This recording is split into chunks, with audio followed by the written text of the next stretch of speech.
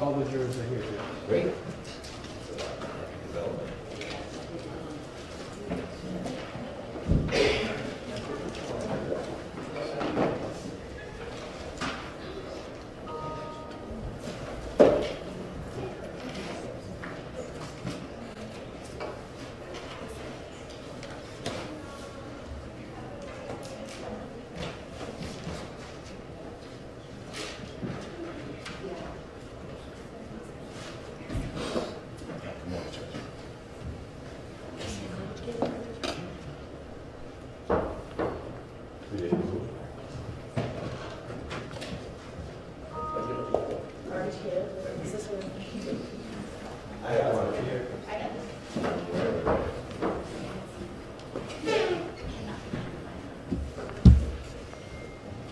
Let's remember to turn the volumes off on your electronic devices, your cell phones, your tablets, your laptops for us, please.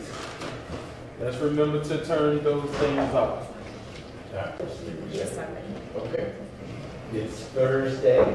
I realized why I thought yesterday was Tuesday. I think it's the beginning of Groundhog Day syndrome. And I come to the same place, I see the same, it's just the same day repeating itself again and again. But it is in fact Thursday. Time progresses. Happy Thursday, everyone. The jurors are here and ready. I don't know if they're raring to go, but they are ready. And we can bring them in a moment once we get Attorney Smith in here. He's sitting right here. Oh, I didn't think he was late. Wanted you to know he was here in case you wanted him to step out. Okay, I'll let him know. Okay. I got requested charge number 3, so I'll look at that and we can discuss it along with all the other requests to charge when we have our charge conference. That's the only document that I had forwarded to me this morning.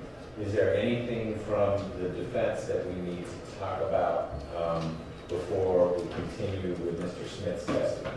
No, but I put an updated witness list on your bar there. Version 3. It's the state has all those names. I just realized that the one I gave you yesterday didn't have a few people on it. Okay, but it's some folks we've already called. Yes. Okay. Mr. Davenport gets on there twice. And I sent a copy of that to the state. Does that mean you're recalling Mr. Did I put on there? Davenport? I don't know. I just mean I'm tired. Okay.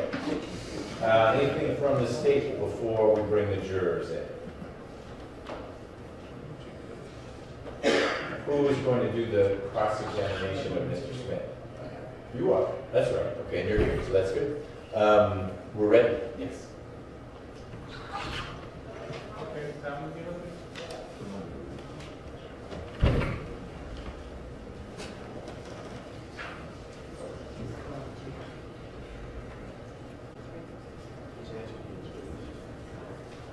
Mr. Smith, you can start making your way to the witness stand, please.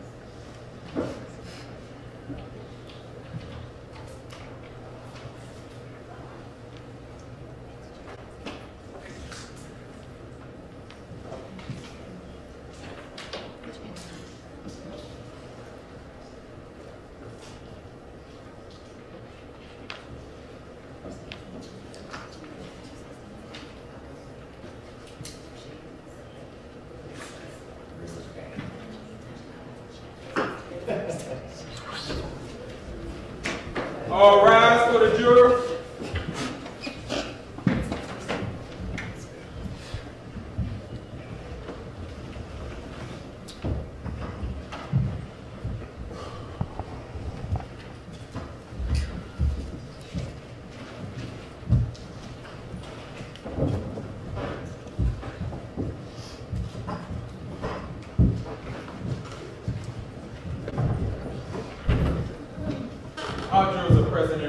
report, Judge. Thank you, Deputy Murphy. You all can be seated.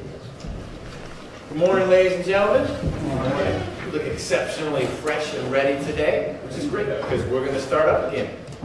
We have Attorney Smith on the stand. He graciously returned from yesterday evening. The defense had completed its direct examination, and I'll turn now to see if Mr. Rucker, on behalf of the state, you want to conduct any cross-examination.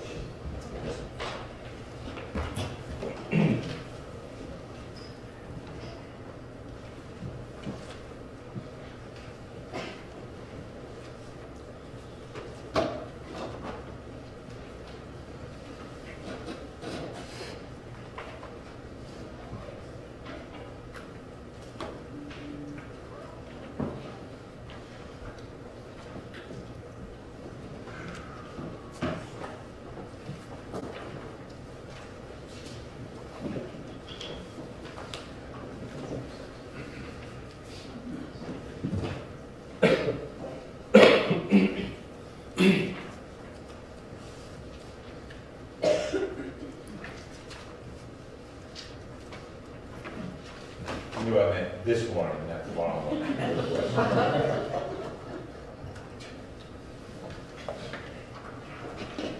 And good morning, Judge. Good morning. Good morning, Counsel. Good morning. And Mr. Hyde, I didn't mean to leave you out all these weeks. And good morning, ladies and gentlemen. Welcome aboard, Mr. Hyde. And good morning, Mr. Smith. Good morning.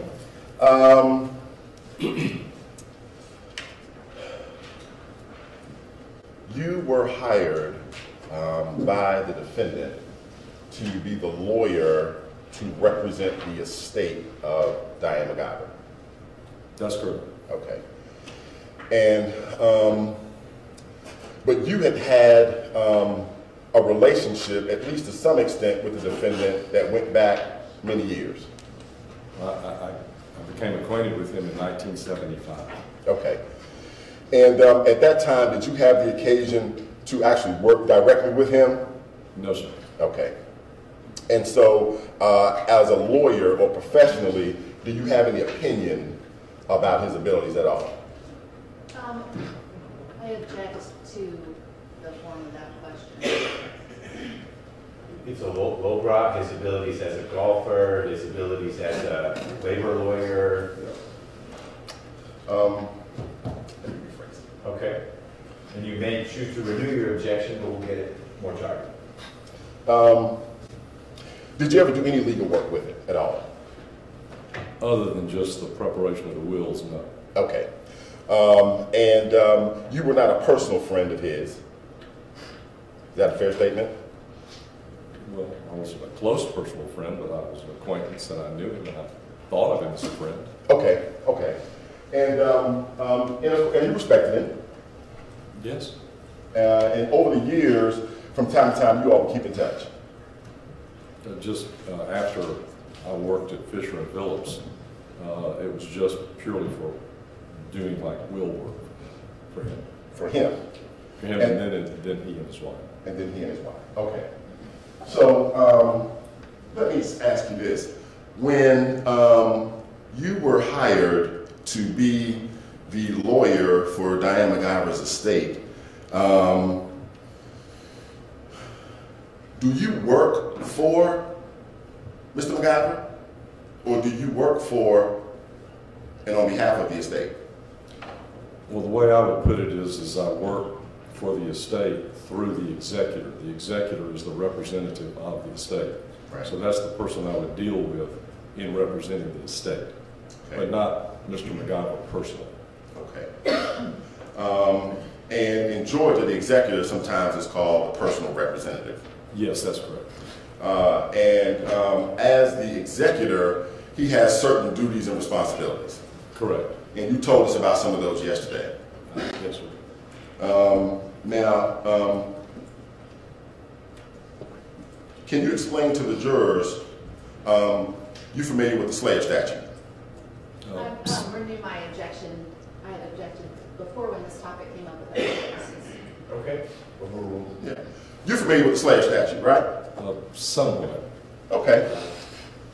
So explain to the jurors what happens if the person that you have to work with, in this case, the executor, the defendant in this case, is charged and accused with a felony for intentionally killing his wife.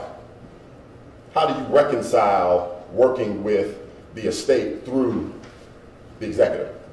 Well, my understanding of the Slayer statute is that it doesn't come into effect unless that person is actually convicted of the crime.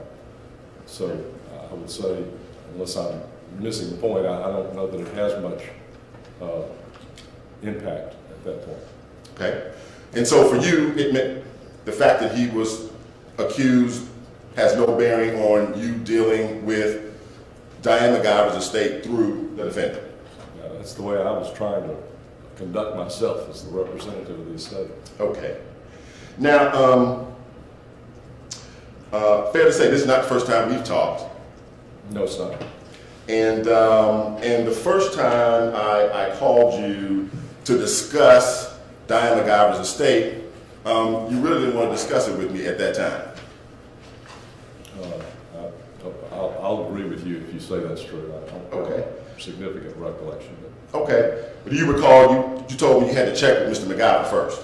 Well, I was worried about the attorney-client privilege. Right. And the attorney-client privilege between you and Mr. McIver? Well, between me and the estate of Diane McIver. Okay. But Mr. McIver was acting in his capacity as the executor, not as a lawyer, correct? That would be correct. Okay. Now, the way that you learned of Diane McIver's death was how? Through the local newscast. And on what date did that occur? I'm not sure if it was the actual date of the shooting or it might have been the next day. Okay. Probably the next day because I believe I heard that she had died. Okay. And so, were you in town at the time that you saw that newscast? Yes. Okay. And that would have been the day, either that Monday or Tuesday, when you reached out to the defendant with a phone call. Well, which day is Monday and Tuesday on the dates? Is that Okay. Monday the 26th? I'll orient you. Sunday was the 25th. She was shot the evening of the 25th. Mm-hmm. She passed away early morning 26th, which is Monday. And Tuesday would have been the 27th. All right, well, I either reached out to him on that Monday or Tuesday. Okay. And during that telephone conversation, can you tell the jurors, what did you say? I told him that I was very sorry to hear about what had happened, and that since I had drawn her will, I asked him if he needed any assistance with the probate and the handling of the administration of her estate. Okay. And he told you he did. I'm sorry? He told you that he did. Yes, yes. And so at that time, in expressing condolences and offering your services, did you offer him any advice at that time? I might have said at some point you need to probate the will. Okay. That's probably the extent of it. I don't have a firm recollection. Okay. And so by probate the will, what do you mean? It means you take the original will and file it with the probate court and also file a petition to probate. And that is asking the court to establish that this is the last will and testament of the deceased, and for that court to issue an order to the world that the named executor is the executor of the estate, and everyone who has business with the estate has to deal with that executor. Okay. And so do you have any subsequent conversations with him, say, on Wednesday? I don't recall. Thursday? I may have, I don't recall. Okay. But you know that at some point you actually entered into a contractual relationship with the defendant in order to kind of formalize your relationship as the lawyer for the estate. Yes, sir. My recollection is I would have sent him an engagement letter. Okay. What's an engagement letter? It's a letter from an attorney to the client, laying out the terms of the engagement, the scope of what I will be doing or not doing, and also setting out the fees, how they're to be paid, when they're to be paid. And basically, it was just a business engagement so that everybody understood beforehand how it's going to work as far as fees and my representation. Make sure there's not any mistakes. Yes, sir. I'd like to show you an exhibit. It's State's Exhibit 524. All right. 524.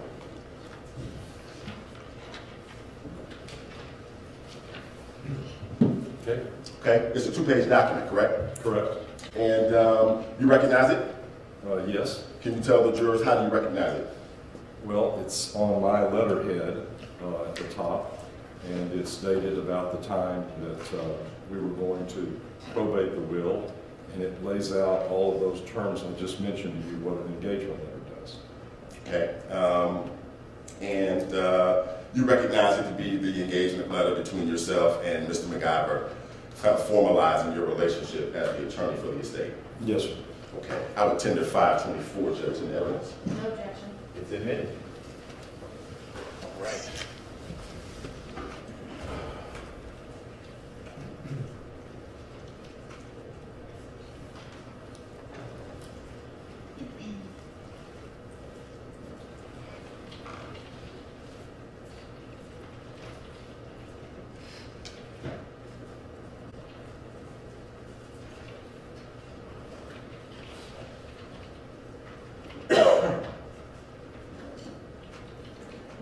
What is the date on the letter?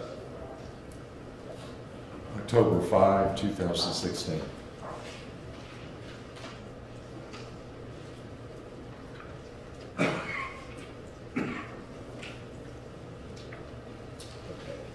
And let me have it back. I'm going to put it up on this little machine. It'll come up on the screen right here.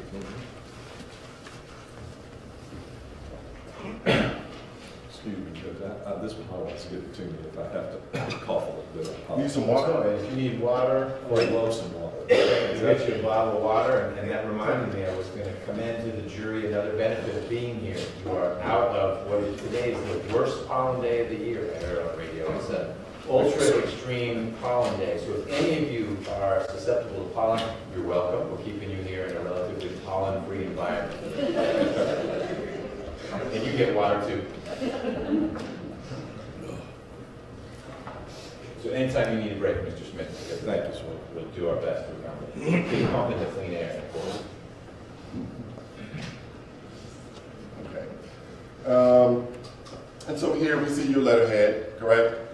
Correct. And it's sent to the defendant, correct? Correct. October 5th, 2016. Correct.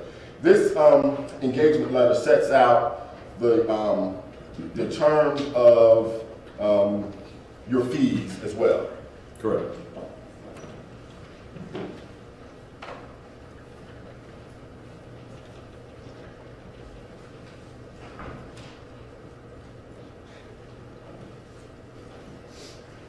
And can you tell the jury what fee arrangement did you have to represent the estate of Diane McIver? I was going to represent the estate on an hourly basis. However much time I spent, I was charged by the hour, and it was at $350 an hour. Okay. Plus expenses if I had any. Okay. And those initials there, they belong to who? Well, one of them initials is mine, and I believe the others is Tex McIver's. Okay. And there's a line that crosses out your rate originally was $3.95 Correct. per hour. Correct. You got a little discount. He did. Okay. He talked me into it. He talked you into it. All right. And then, of course, just for some completeness of jurors can see, you decided at the bottom by you on page 2. Yes, that's electronic signature. Right. Now, can you tell the jurors, at this time, would you have then begun kind of giving and offering advice to the defendant about how he needed to perform his duties as the executor? Well, yes, possibly. I'm not sure when he actually started moving forward with his duties, but I believe it was right at that time. Okay. And so around this time, the October 5th engagement letter, is that when I believe you told us yesterday that you were the person who told the defendant that he needed to sell the personal items of his wife in order to satisfy the bequeaths in the will? Well, I did tell him to do that. I did advise him to do that, but I don't think it was at this time. It would have probably been a little further down the line when that happened. When you say a little further down the line, what do you mean? I'm estimating it was probably in November, maybe late October or November.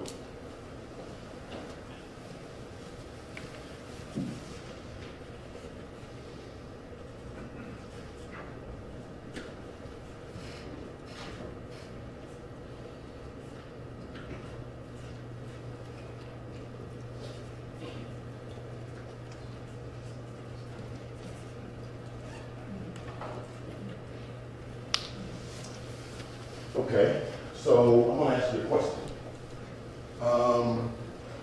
If you did not tell the defendant to sell his wife's items until late October or November, do you have any explanation at all for why he began to catalog her jewelry the day after he shot his wife? Your Honor, I object to the extent that the question calls for him to speculate. If you know. Okay. So the question is, do you know? Yeah. Right. And I think a fair question is, You'll be able to ask what you Okay. think is a fair question. Redirect. Okay. You so choose. So the question was slightly recast to do you know, not, hey, why might this have happened? Right, I'm sorry. Do I know what? Yeah. Why the defendant was cataloging his wife's jewelry on Tuesday after he shot her when you didn't tell him to sell her stuff until October or November? I'm not sure, but If you don't know, that's what we need Okay. to have in the record, not your theory as to why. I understand. I don't know. You don't know. And you never talked to him about that.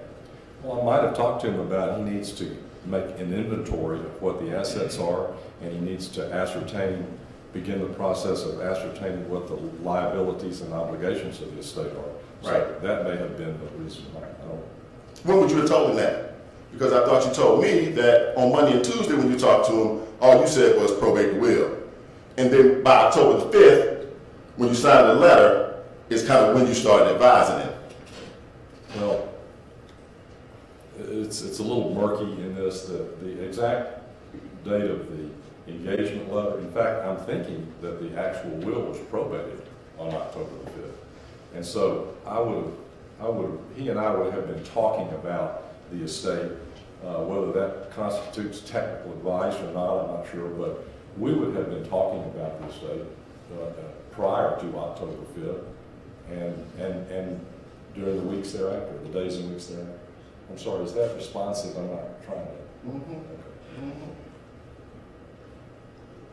So a minute ago when you said, hey, I think I really told him to do this like in late October or early November, now you're saying that that wasn't true. No, I said the sale. I advised him to sell in late October, November, but to inventory and determine what the assets are and the liabilities were, I could have told him that, but even before the engagement letter. Okay, so my Or question around is, about that time. okay, so that's my question. Did you? Because that's what I asked you. You told me what you talked about before that, so I didn't hear you say that. Well, again, I don't have a specific recollection other than that sounds like what would have happened to me. That's my recollection. Okay. That's really speculation though, right? On your part? I said I didn't make a memo. I don't know for Right. sure. Right. Can you tell the jurors, when you had these conversations with him that you told us about, during these first couple of days or weeks, because this engagement letter, this was signed about 10 days or so after Ms. McIver's death, right? Yes. Okay, and did the defendant tell you that he was no longer a partner at Fish and Phillips? No, he didn't.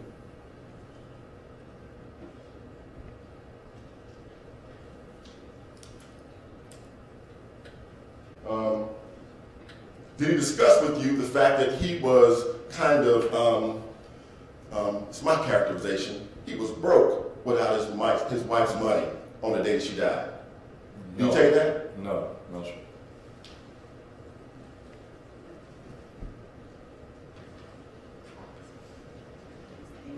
I object to that question. I would ask to strike the witness's answer. It's a mischaracterization of the evidence.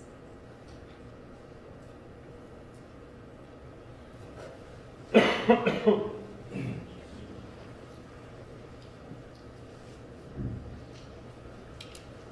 I could, the state's expert gave testimony that his net worth around the time Ms. McIver died was over $1 million. Okay, I'm recalling other testimony that I think we have many data points as to what figures were and what people's perception was. So I'll allow the question and answer to stand. And I'll do better, Judge. Do better, Ms. Clark. From State's Exhibit 479, which is already in evidence. Let me just show you a couple figures.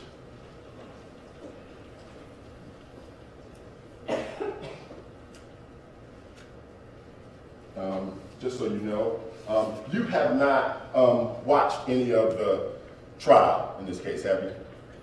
Well, other than, as I mentioned yesterday, I saw some of the cross-examination of Danny Joe, and then my wife read to me some of the summaries of the evidence pertaining to the actual shooting.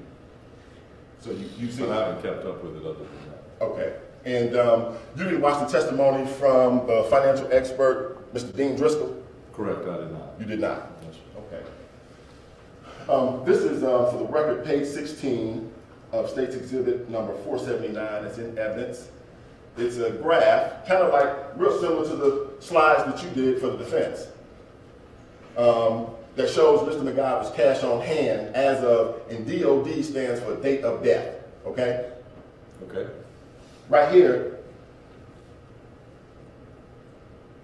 net sources, uses from Mrs. McIver for September 26, 2016, $29,868. After she died, in that checking account for Mr. McIver, he had $24,567. Well, Your Honor, I object to the form of this question because it's repeating testimony from another witness that this witness doesn't have knowledge about. I'm sensitive to the second half of your concern, and so, Mr. Rucker, you're going to need to pretty quickly get to the question because I got for you. Mr. Smith to say, you know what, the piece of paper with numbers on it, and I'm not in a position to agree or disagree with the numbers, is a fair thing for Mr. Smith to say, which I think is the second half of Ms. Clark-Palmer's concern. Yes, sir. But I also appreciate you were responding to a claim that your question was not properly based on the evidence, and in some ways you've demonstrated the basis for your question. So I'd ask you to go back to an iteration of your original question that prompted the objection, because I think this is a piece of evidence that would support a question along those lines. Yes, sir. If you knew that in Mr. McIver's checking account on the date of his wife's death, he was a negative $5,000 if you take his wife's money out, would you agree that he was cash poor on the date of her death? Your Honor, I object to that question as being calling for this witness to speculate when he is not an expert witness. I didn't take expert. Okay, I'm sorry. So my request is that you go back to your original question or some form of it that prompted Ms. Clark-Palmer's objection. And through this witness, with questions I don't think he's in a position to answer, I think you've made a record for the good faith basis of your question. Okay. And you can ask it again, some form of that. Okay. in your earlier conversations with the defendant, within the first 10 days of her death, did he express to you that he was cash poor without his wife's money? I have no recollection of that.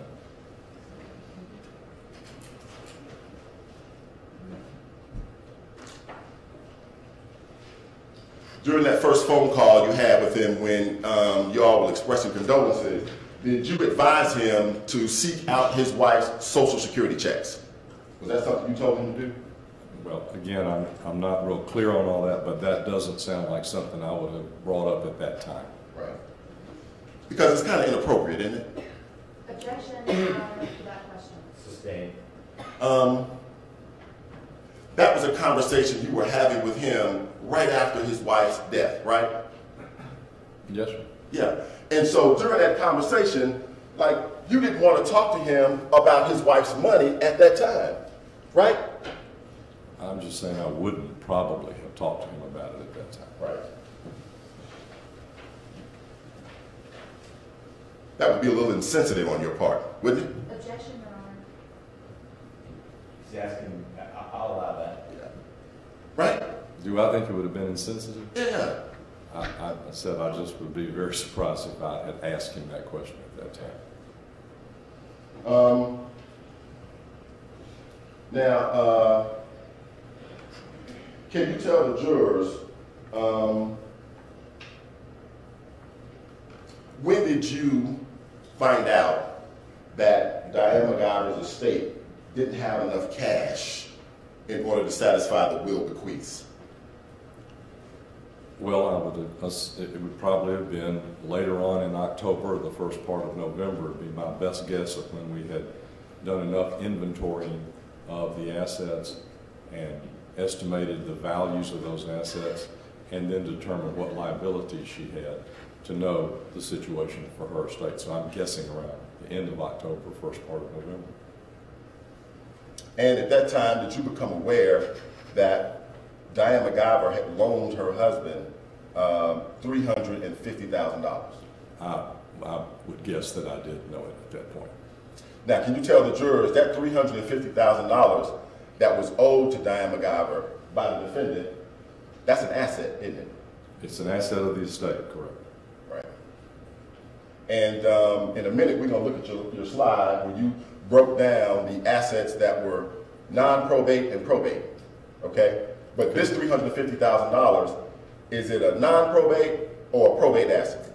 Well, not being evasive, it is a probate asset, yes, but it was owned by a company that was an asset of the estate. So it's all pretty much the same. It's considered an asset of the estate. Right. And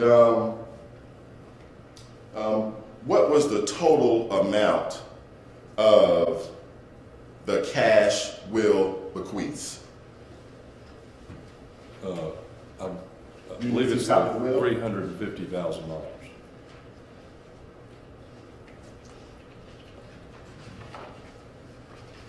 And this is States 441.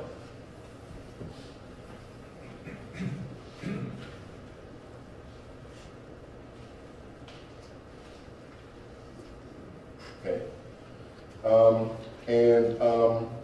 On page 2 of Diane McIver's will, and you actually drew up this will, correct? That's correct. And you did it late, you think maybe late 2005, but it was signed in 2006. Yes, correct. Okay.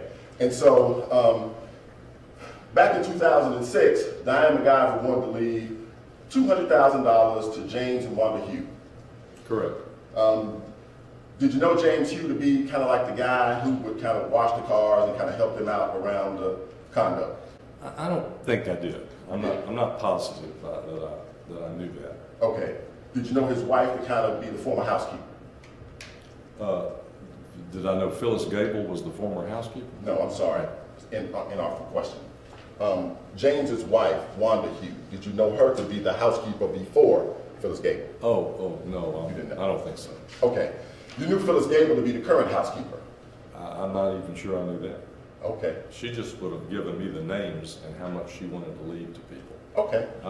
We may have talked about it, but I don't recall. Okay. Well, how about in your conversations with the defendant, the executor of the state, once you got retained? You didn't find out who these people were? Yeah, he would have told me at some point, yeah. You're just saying today you just don't recall? You mean exactly when he told me? No, you don't recall who these people are. Oh, I know who they are now, but I didn't know them at the time we were drafting the will. Okay, I got you. But you know Phyllis Gable to be the housekeeper at the time of Miss McIver's death, right? Now I do. Okay. And Kathy Johansson, you found out that Diane McIver had not spoken to Kathy Johansson for years prior to her death, right? Yes, Mr. McIver told me that. Yeah. And the total cash will bequeath is $350,000, correct? Correct. The exact same amount of the loan that was owed to Diane McIver's estate by the defendant, right? Correct.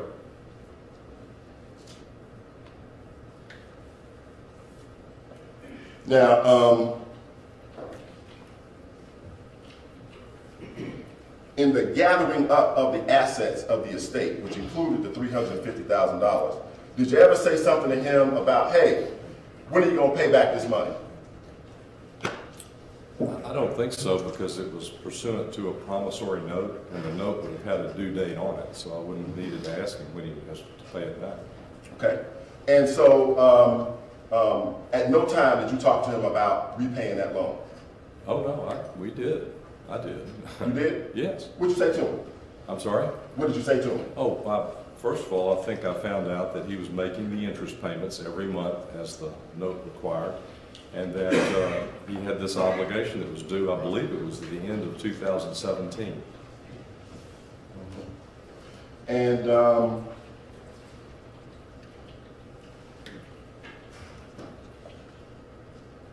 did you know that in December of 2016, Mr. McIver had a $2.5 million interest in a mining company? Did he tell you that?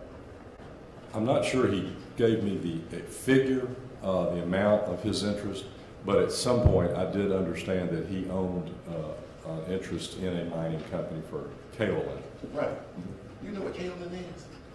Well, I've learned a little bit about it. Okay. Did he ever tell you why he wouldn't just satisfy the loan from, $2.5 million, that's a pretty big number, isn't it? Well, it's a big number for me. Yeah, me too. Did he ever tell you why he wouldn't just satisfy the loan? If he had so much money? I think he did say something that it would have been along the lines that this is not a liquid asset. You can't just go to the bank and turn in your interest and get $2.5 million in cash. Mm-hmm. It's a difference in cash and something that you can't sell, like a house. It might take a while to sell it. Okay. Well, did you know the very next month he did sell his 10% interest and got $700,000? Did you know that? Oh. I object, Your Honor, mischaracterizes the evidence. He did not receive $700,000 in cash when the interest was sold. That was my question. Okay, why don't you repeat your question, Okay. because I think Okay. it's a little more nuanced than Okay. someone handing Okay. a stack of Okay. $700,000 bills. Okay, that's fine. Did he tell you that a month later, in January of 2017, he sold a 10% interest in this mining company for $700,000? I don't recall him ever telling me that. Now, while you were working with him throughout this process, did you get the impression that the defendant was kind of obsessed with his wife's money? Objection to the relevance of his impression.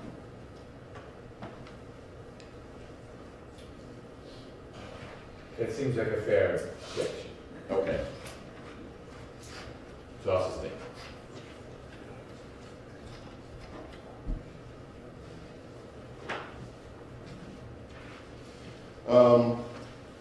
When you told, and strike that, let me ask you a better question. When you represent an estate and you go through the executor with that representation, can you tell the jurors a little bit about how that works? Like, do you tell him what to do, or does he tell you what he wishes to do? How's that work? Well, what I do is I advise the executive what he should and shouldn't do under the law, and then he makes the decision for the estate about what to actually do. Okay. And so when you told him, hey, in late October, November, I think you need to sell some items, did you tell him he had to sell all of her furs? Did you tell him that? Every last one, all 137 of them. I wouldn't have said that exact thing, but it's if you're going to sell things that the estate doesn't need, why wouldn't you sell all of them at the same time? What about the sentimental value attached to those things? I don't know about that. I'm sorry?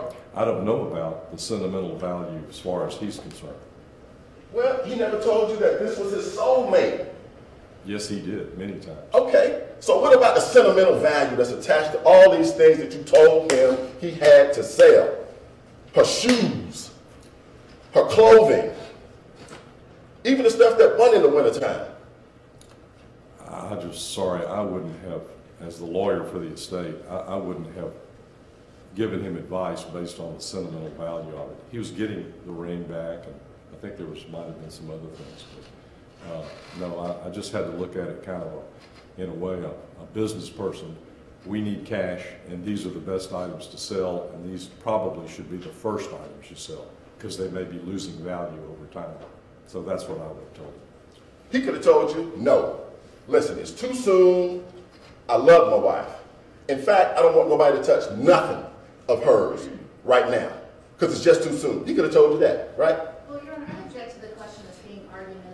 I don't object to asking if Mr. McIver could have refused his advice. The form of the question is argumentative. I agree. Did he say that? That's that. Okay, that's fine. Had he said that, what would the impact have been? But I like both of those. Things he could have said. Right. Did he say that to you? No, I am not going to sell these things that belong to my soulmate, my darling, the love of my life. I'm not going to sell these things. It's too soon. They have too much sentimental value for me. And did he say that to you? No, sir. Had he said that to you, would you have refused his wishes? Would I have refused them? Yeah. If he said, listen, I don't want to sell none of this stuff, then what would you have said? I would have gone along with it. Okay, He's right. the executor. I just have to advise him, and he has to determine whether he's going to do it or not. Right. And that's my bottom line. He made the decision to sell these things, didn't he? Well, ultimately, yes, because I advised him to do it, and then he did it.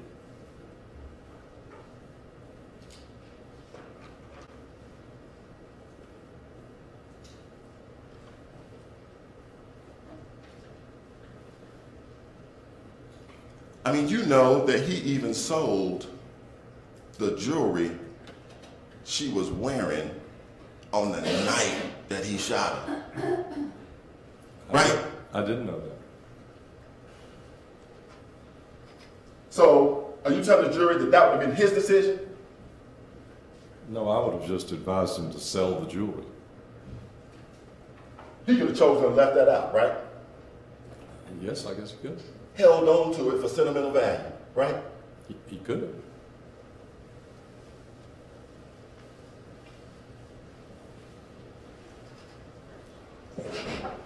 Now, can you tell the jury, are there some special rules with respect to how you probate a will that says if you've got cash bequeaths to people that are specific, like they have to be made? What happens if there's not enough money in the estate to pay the cash bequeaths? What happens then? Okay. A little complicated here, but if after you pay off all the legitimate obligations of the estate, there's not enough assets to pay off everybody in the estate, the law provides a certain priority of who gets paid first. And the people who get paid first out of the will are the beneficiaries that receive what's called a specific bequest.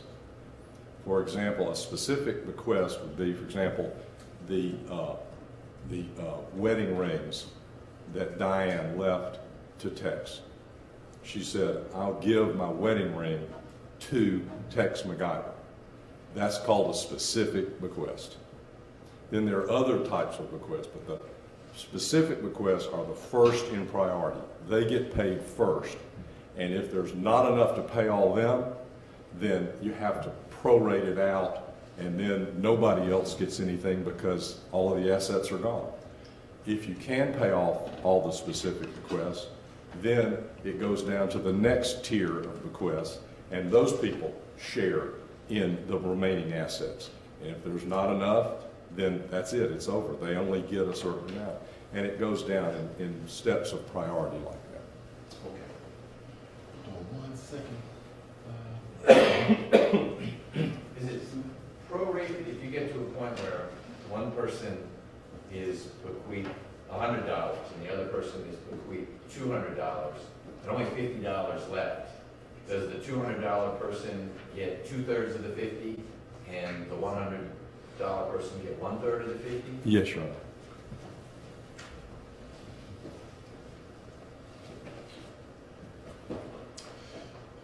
Honor. Okay. So if you started working on behalf of the estate October the 5th, when did you stop? Well, technically I haven't stopped, but practically I'm not involved in the estate as much as I was. Okay. Beginning after, I mean, it was September of 2017 when Mr. McIver could no longer serve as the executor because he was incarcerated. Sorry, just, Oh, excuse me. Stop for a second. I think he answered the question. Yeah. Thank you. Okay. In September 2017. My role decreased. Right. Or that December, September, October. Somewhere. Okay. Now, can you tell the jury, did the state, at my office, did we file some documents in probate court to have Mr. McIver removed as the executor? I believe so. Can you tell the jurors when did that occur? I'm not exactly sure. I would say in the summer of 2017, perhaps. Okay. And you can tell the jurors that he was actually removed as the executor as a result of the papers that were filed by the DA's office. Well, yes, as a decision of the probate court. And can you tell the jurors who is the new executor? Her name is Mary Margaret Oliver.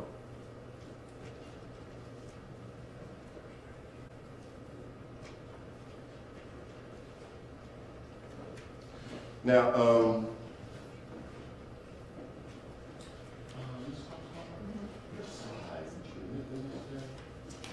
I marked them, I didn't send them.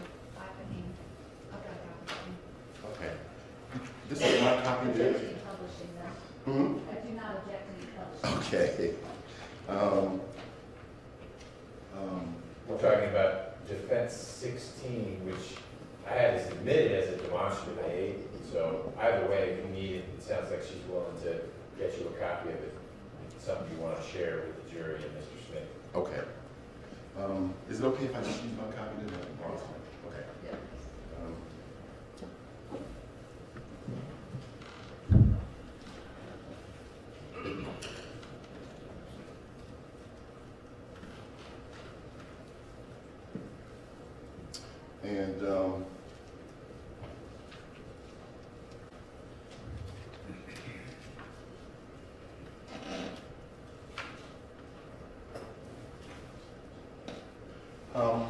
Can you tell the jurors, this demonstrative slide that we showed the jury yesterday, who prepared this? Amanda, the defense attorney. Oh, you didn't prepare this? No, she asked me to review it and tell me whether I thought it was accurate or not, and we made some changes to it, and I told her my recollection. Okay. And so when did you get this to review? A couple of days ago, 2 or 3 days ago. And when did you make the changes on it? That same day. And can you tell the jury what changes did you make? Primarily, there were some, as I recall, there were some characterizations, such as it had like total cash assets at the date of death, and I said, well, that's total cash probate assets. Remember, there's a difference between that probate and non-probate stuff, and so there was cash in the retirement account, but that's not probate, so the state couldn't use that to pay off anything. So we made the correction that there were non-probate and probate assets. It was primarily the characterization of whether it's probate or non-probate. Okay. I was just curious as to whether or not you had prepared this document because it is eerily similar to So the if you fine. object to the question, form of the question. Well, he Oh, had- okay, that's fine. Let Okay. me go here. Okay.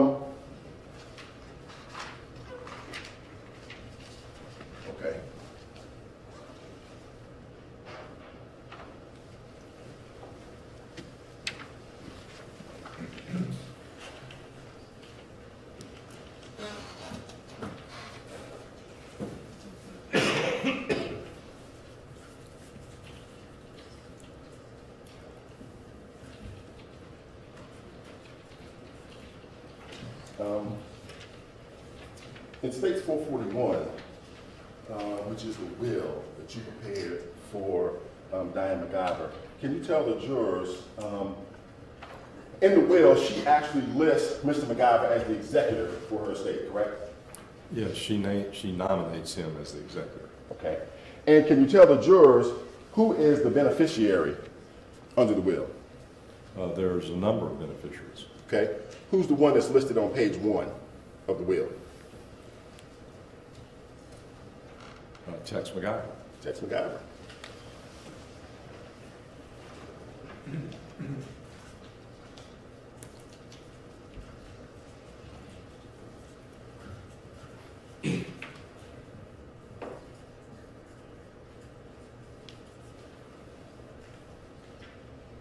So, as the beneficiary under the will, can you tell the jurors what does the defendant receive upon his wife's death? Well, assuming there are enough assets under the estate to be able to pay off all the bequests, then he would get all of the furniture and furnishings in he and his wife's condo, or I guess she technically owned it, it was her condo, but she gave him all the furnishings and furniture. She left him the wedding ring that he bought for her when they got married. She left him all of her interest in the company DRS Investments, which she owned 50% of. And then he left her, She left him? she left him a life estate in the condominiums. You want me to explain what a life estate is? Yeah, just real briefly. Okay. A life estate, she's not giving him the ownership of the condo. She's just saying, you get to live there all the rest of your life. And at your death, then something else happens to the condo. But you get to live there all your life. And so she gave him a life estate in the condos. And then, the way most wills are drawn, after all these bequests that are specified, after that, there's what a bequest called a residual bequest. Meaning, okay, everything that I own that I didn't specifically name up above falls into this residual. So it's a catch-all. It gets all the rest of the assets. And in that case, she decided to put all the rest of the assets into a trust. And Tex McIver was named the income beneficiary of that trust. You know, when you have assets in a trust, the trust makes money, the income, and then there's the principal, the actual assets themselves. And he was entitled to the income off that, but not the principal unless he couldn't support himself with his own money any longer, and then the trustee could decide to give him part of the principal to help him live, to help him pay his expenses for living. And then also in that trust, there were provisions to allow for the education of the Hughes' children, the Hughes that were the $200,000 cash beneficiary, and their names were Tiffany Hughes and Devin Hughes, and the trustee was entitled to pay out income, or not income, but principal of the trust to those children for their education. At the end, when Tex McIver died, and after the trust had satisfied paying the expenses, the educational expenses for the Hughes children, then the balance, whatever was left at Tex's death, went to charity. Okay. Now, make sure I understand this right. You said that the probate assets that were cash at the date of death, probate cash equals $275,535, right? Yeah, that's what in the name of the estate, correct. Just gonna put 275K. Now, the 275,000 that is cash that goes into the estate, that cash is under the control of the executor, correct? Yes, And the executor in this case is the defendant, right? correct, Okay, at that time. at that time. You broke it down and you said that the non-probate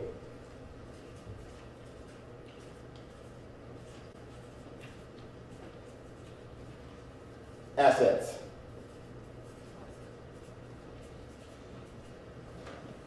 equals $891,870, correct? That's about right. We'll put 891. Okay. Can you tell the jurors, the way you explained it is the life insurance policy is contractual, right? Correct. Does not go through the estate, correct? That's exactly right. To be controlled by the executor, right? The executor wouldn't be able to control it because it didn't go through the estate. Oh, yes, the what proceeds of any life insurance would just have gone to the named beneficiary. Right. And in this case, the named beneficiary was the defendant, right? Correct. Right. So he gets the $603,000, right? Directly. At some point when the insurance company pays it. Right. Then, Ms. McIver's 401k. It's listed up there as $288,059. Okay? We just assume that number's correct. Right. All right? That also is contractual. That's correct. Whoever she named as the beneficiary under her retirement plan would get those funds in accordance with the terms of the retirement plan. Right. So, it was the defendant, so he gets that money too. Right? In accordance with the terms of the plan. Right. So, because he's the beneficiary, he gets the $891,000, which, when you get the money from the insurance policy, I mean, it comes to you in a check, right? Cash. That's what I understand usually. Yeah. Right. And the 401k, that comes to you in a check, that's cash too. Unless it's required to be put out over time, yes. Okay? And then, as executor, he gets to control the $275,000 too, right? Correct. So it just looks like, really, whether he's the executor or the beneficiary, he just gets to control all her money, right? Well, the control of her money in the estate has to do it in accordance with the law. Okay. And so, in accordance with the law, let me ask you this. Would the law allow him, as the executor, to pay from Diane McIver's estate monies to a PR crisis communications consultant to help him manage the press from negative publicity for shooting his wife? Is that a benefit to the estate? It could be. How? If, for whatever reason, it was impeding the administration of the estate because of all the publicity, he could have made the determination that we need to hire a PR person because it's getting out of hand or whatever it was. It could have been, or it depends on a lot of other factors, whether or not it should be a legitimate estate expense or not. Okay. What if the contract was between Tex McIver and the McIver defense team? That doesn't sound like it's the estate, does it? Not to me.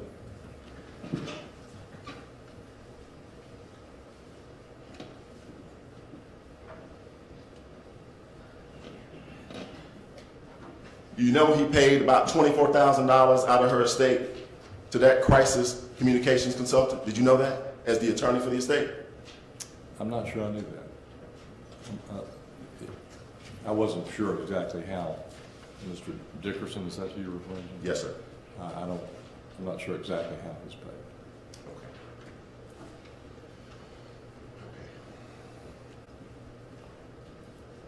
Okay. And you don't, I have the contract, but you don't have, you're not trying to dispute that that was actually done, right? I have no idea. Okay. Now, let me just ask you this. You've got State's Exhibit 441 there in front of you. Were there specific bequests with respect to the jewelry, some jewelry items? Yes, there was the specific request of the wedding rings to Tex McIver. Mm-hmm. Do you know the value of those rings?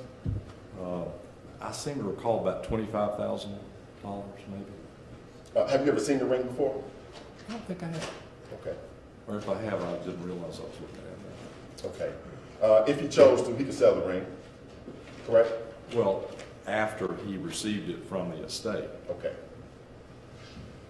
How about the other jewelry items? You see a jewelry item in particular to Miss Angie Brooks, like right at the top of the page? Top of page. There should be at the back of the will, I'm sorry, Mr. Smith, a list of jewelry items in a handwritten kind of notation form. Yes. You got it? Okay. I'm familiar with that. You're familiar with that? Yes. How many jewelry items specifically did Ms. McIver list to give to individual people?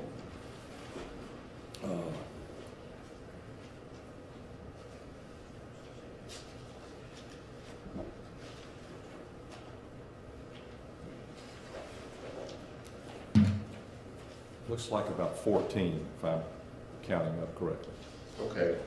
And can you tell the jurors, the items that are listed on that list, are they to be sold, or was Ms. McIver's wishes that they be given to the people that are listed there?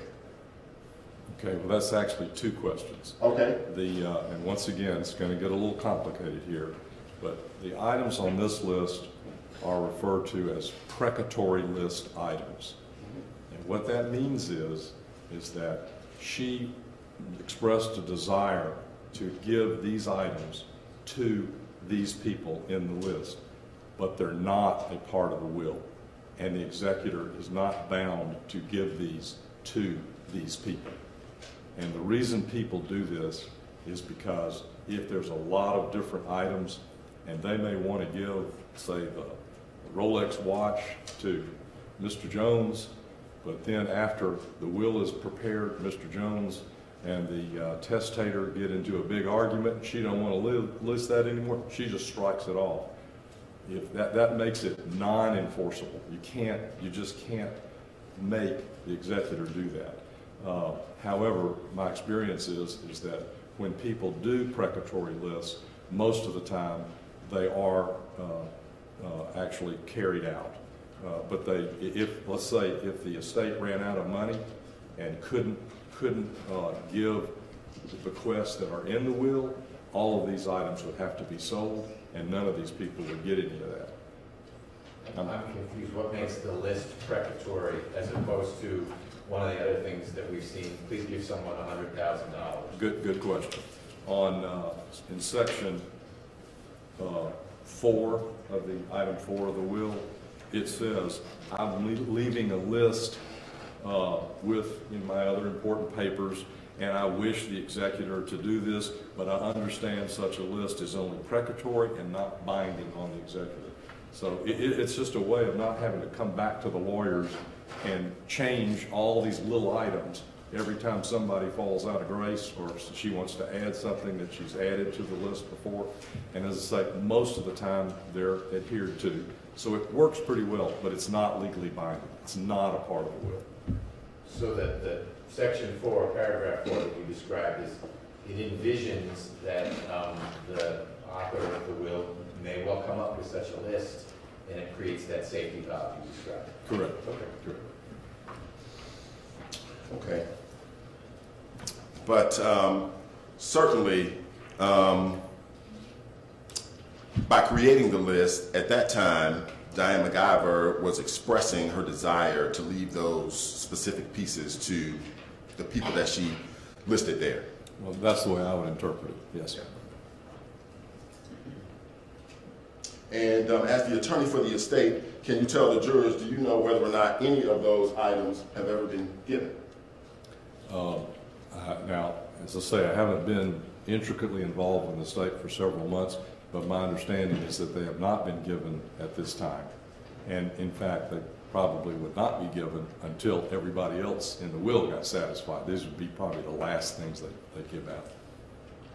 So then they are probably somewhere put up to be kept safe until we can make that determination? I believe they are.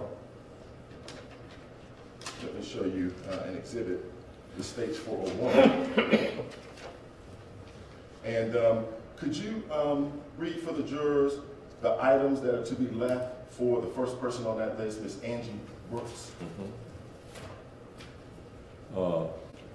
It says, looks like a ruby 8-carat diamond ring and a ruby and diamond bracelet and a ruby and diamond earrings.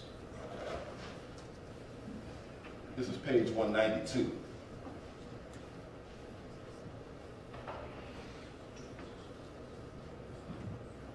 You see pair, white gold, ruby, and diamond earrings. Yes, I do. And this is from property from the estate of Miss Diane Smith McIver, correct? That's what it says. And then there's a value listed here, or a suggested sale price, $1,800 to $2,400, correct? That's what it says. So it would appear that, at least with respect to these jewelry items, they are not put up safe. They were put up for auction by the defendant. Well, I'm sorry, and I'm not trying to dance around it, but I don't know whether those earrings are the same ones that are listed in here. Okay.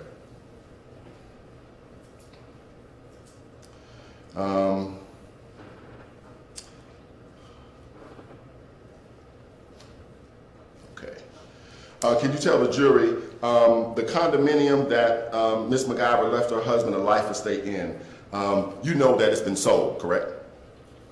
Yes, I did hear it was sold. For roughly $600,000+? I think that's what I heard, yes. The money from that sale of the condo, is that probate or non-probate asset? That's a probate asset.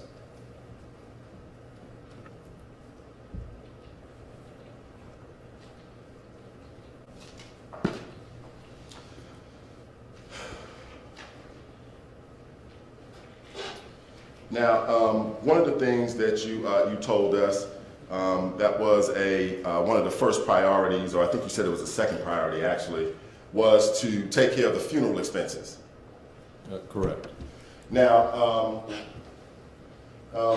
as the attorney for the estate, you know that the defendant closed out Diane McIver's checking account and got the $275,000 in cash and had it transferred into the estate account, correct? Yes, I would think that's what he did. And as the executor, he has the ability to control that cash, correct? Yes, within the bounds of what the law tells him he can do with it. Right. And you know that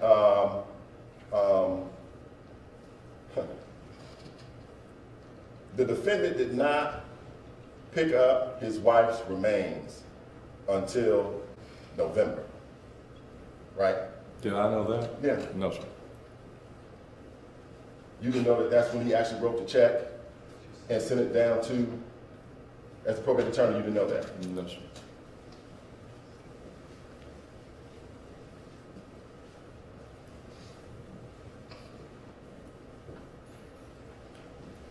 But now, can you tell the jurors, were you able to receive compensation for the work that you did? Yes. Okay. And I remember your rate, he got a discount, he talked you down to $350 an hour. That's correct. And for,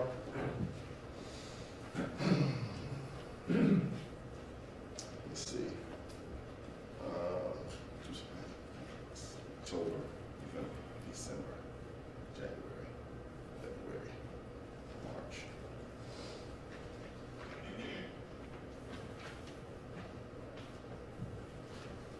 Six months. Okay. So do you have any idea, or can you tell the jurors, that's a better question, can you tell the jurors how much were you paid out of the estate of Diane McIver for the first 6 months of work that you did?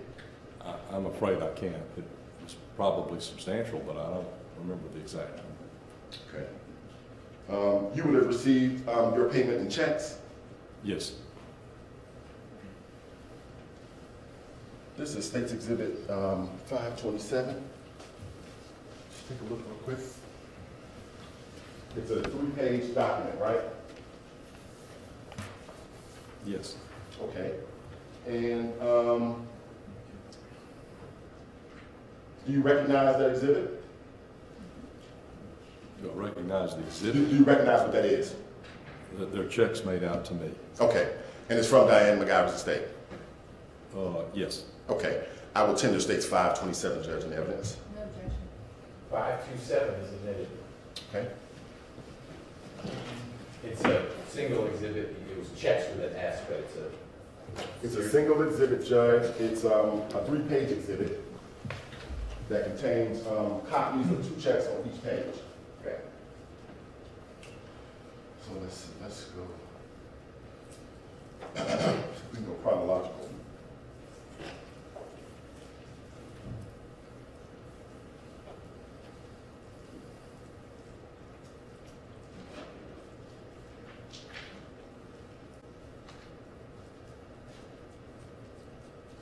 Okay. And this check is November the 18th, 2016, correct? Correct. It's about a month or so after you started working for the estate. Correct. And this check is in the amount of 2,000, is that a 3 or a 5? That's a 3? It looks like a 3. It says 23. $2,310, correct? Correct. Okay.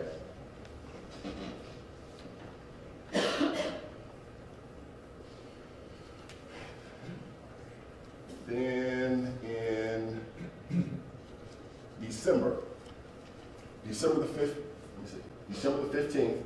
2016, we have a second check in the amount of $5,005, correct? Correct. Okay.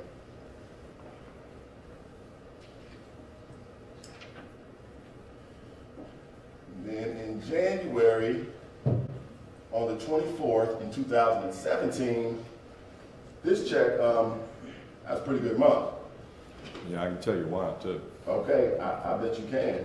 $18,095. Correct. Okay. And let's see.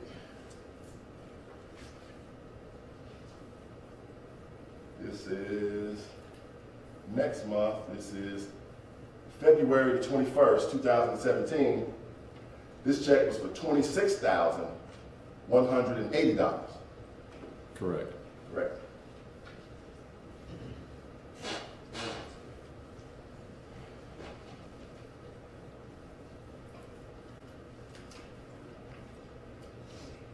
And March the 8th of 2017, $4,117.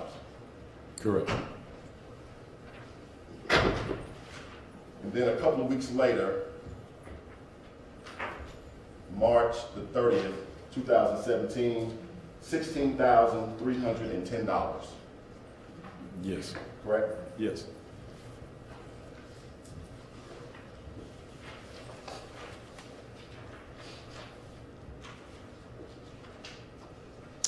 I'm not real good with math, but would you take my word for it if I told you that was about $72,000?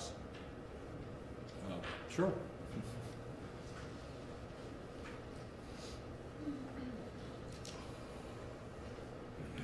Who is Kirk Watkins? He's a former law partner of mine that the estate hired after we received the claim by Billy Corey against the estate. And he was another lawyer that worked and got paid from Diane McIver's estate, correct? Yes, he's a litigator. Right. And only if you know, did you know him to have received over $100,000 in fees from her estate? I don't know.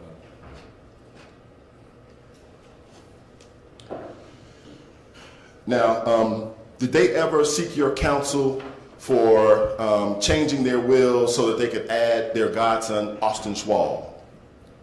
They, meaning Mr. and Mrs. Mr. and Mrs. McIver. No, they didn't. But do you know who Harold Hudson is? Yes. Did you know that they were working with him to change their wills? No, I didn't until later on. Okay. And did Mr. McIver ever share with you that perhaps his wife, Diane McIver, perhaps did not want to seek your counsel for a new will? Did he tell you that? No.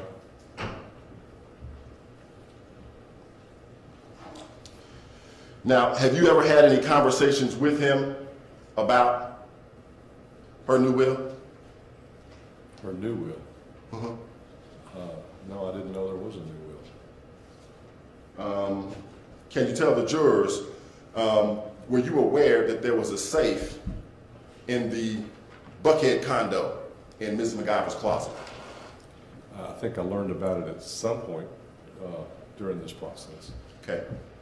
And during the many, many conversations with the defendant, can you tell the jurors, did he ever tell you what papers he may have removed from the safe?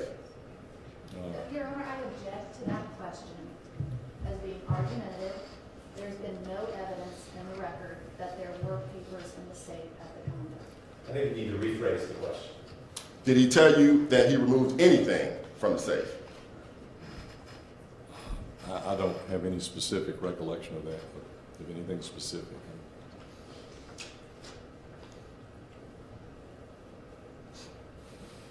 Let me show you an exhibit. It's already been placed in evidence.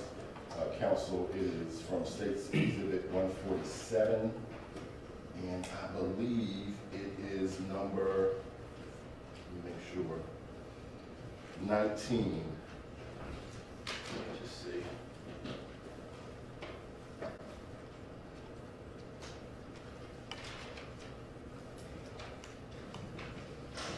No, I'm sorry, counsel. It is number 11, not 19, number 11.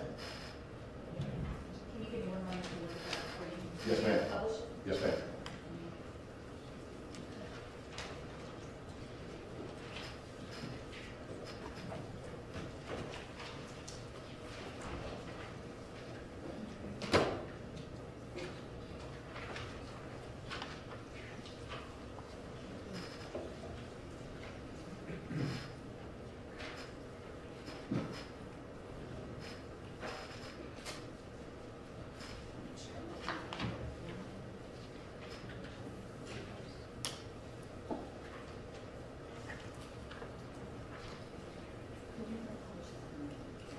Right.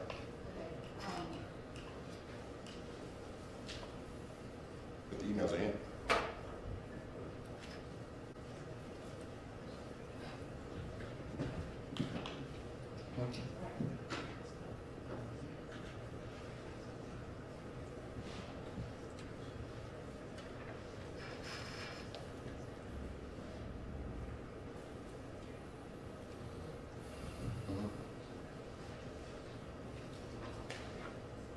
Yes. Yeah, I was going to wait to see what your question is. Let me show you this exhibit. This is State's Exhibit 147-11, Judge. It's an email chain between Tex McIver and his wife, Diane. And in particular, I want to draw your attention to February the 21st. Do you see those comments? Yes. And can you tell the jurors who was the email from and who was it to? It looks like there are 3 emails. Okay, you can start with the one at the bottom. Okay. At the bottom, it was from Tex McIver to Diane McIver regarding our wills. Our wills. Mm-hmm. And can you tell the jury what date is that email? February 21st. Of what year? Oh, excuse me, 2011. Okay. And what is the second? And what does it say? Your Honor, I object. I was waiting to see the relevance of asking this witness about an email chain that he's not a part of. The email chain has his name in it.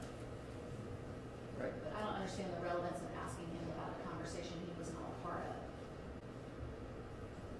So this is in evidence, you're saying? Yes. Mr. Schmidt is not a party to the email, at least this first one, it doesn't sound like it, and maybe not to any of the 3 that are part of sub 11. So is he doing anything other than, I have a document in front of me that has these words on it? No. The document is in evidence. I just chose to do it through the witness, but my preference would be just to publish it and ask more question about it. If your question is something other than what does it say, I'm look to see what the question is, but that seems like a proper question as opposed to say what it says. To quote a member of the defense team, it says what it says. Okay. But there may be things that it says that are germane to his testimony. Did you know this? Were you aware of this? Did they talk to you about that? That, I think, would likely be appropriate, although we'll see if there's an objection. Okay. Okay? Yeah, I'll just do it that way.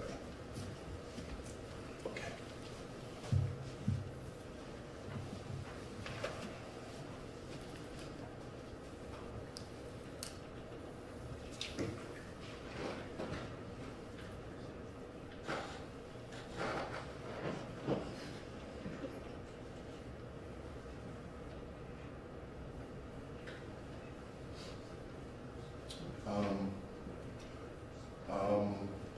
The email from Diane McIver to Tex McIver on Monday, February 21st, 2011 at 4:28 p.m., subject regarding our wills, says what?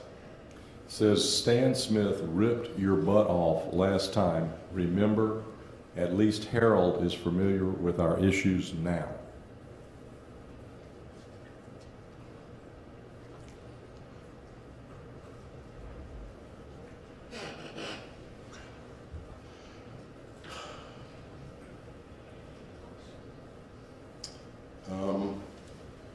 And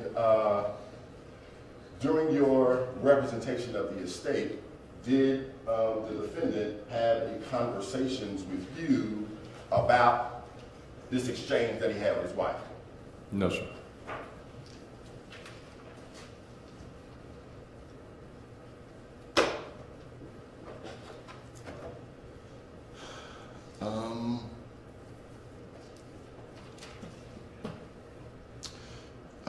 I know you told us yesterday that the ranch was owned, we've heard a lot about this term, joint tenants with the right of survivorship, correct? That's correct. And you also told us that you were familiar with the deed or with respect to the ownership of the ranch. I saw the deed at some point after the probate of the estate. Okay. And did you also get a chance to look at the promissory note that was renewed in 2014 for the $350,000? I'm sure I did. And so you were aware of the clause that would allow Diane McIver, for non-payment of the $350,000, to foreclose on Mr. McIver's interest in the ranch. Well, I understand she had a mortgage on the ranch for the $350,000 note, which would have allowed her to do that upon non-payment. Right. And you know from your experience in business law and these kinds of transactions, had that been done, Diane McIver would have owned the ranch entirely, correct? I'm not a real estate lawyer, but I'm not sure that is necessarily true. Okay. Because if there was more equity than the $350,000, I don't think she gets the whole thing. There's Some. you have to kind of square it all up. So Okay. the $350,000 debt doesn't give her property that's worth $1 million. Right. But by divesting him of that interest, his interest in the ranch, it would then allow her to will it to anybody she wanted to, like her godson Austin, right? Yeah, if she foreclosed and after everything was said and done, it was vested in her, then she could do anything she wants to it. Now, I'm just about done. Let me ask you about one thing you said yesterday.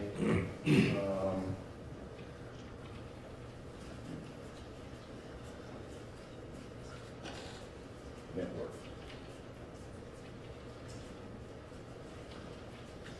You tell me if this is right, what you said yesterday. 3.1 million. That was your estimation of Diane McIver's net worth? Yes, I think it was like 3 to 3.2, 3.1. That was my estimate. Right. From my recollection of what we said. Okay. And I've already given you the disclaimer earlier that I'm not real good with math. So what is 2.5 times 3.1 million? No, I'm not good at either. Let's get the calculator out. Let's see, do we have any accountants on the jury or in the room? Is it about, let's just pick a ballpark number. 2 times 3 is 6. Half of that is 1.5, about 7.5 million? I guess. That sounds right. Okay. So,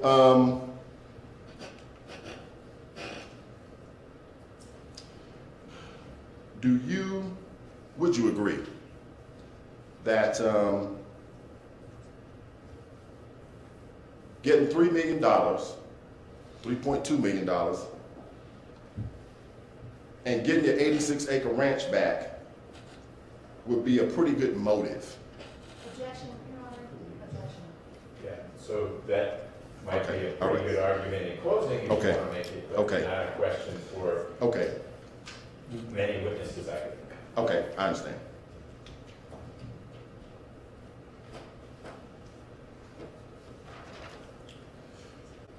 Do we have a copy for the defense?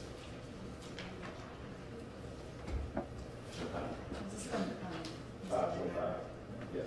And it's from his phone. Yes. Any objection? No. Okay. Your Honor, I'm going to tender it to evidence, states 525. I'll state in my place there are phone calls between the defendant and Mr. Stanley Smith. That's Okay. correct. This is a summary exhibit based on phone records you've already taken. That's correct, Judge. Okay. Understanding there's no objection. No objection. 525 is admitted.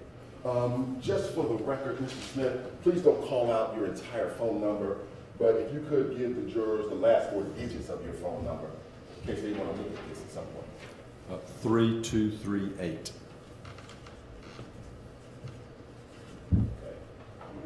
And just so we can be kind of clear with our information, on that record, can you tell the jurors what is the date of the very first phone call between yourself and the defendant? September 28th, 2016.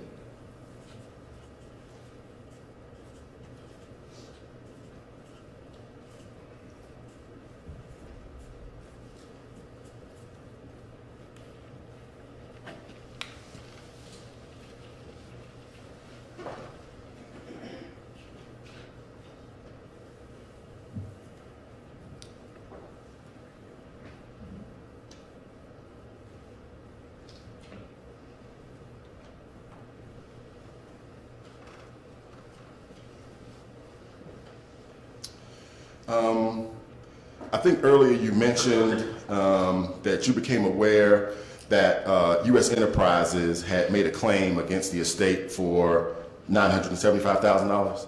Yes, I was aware. How did you learn about that? I probably received a telephone call from Tex saying we just got a letter claiming that Diane owed $975,000. Okay. Yes. Do you know when that would have been?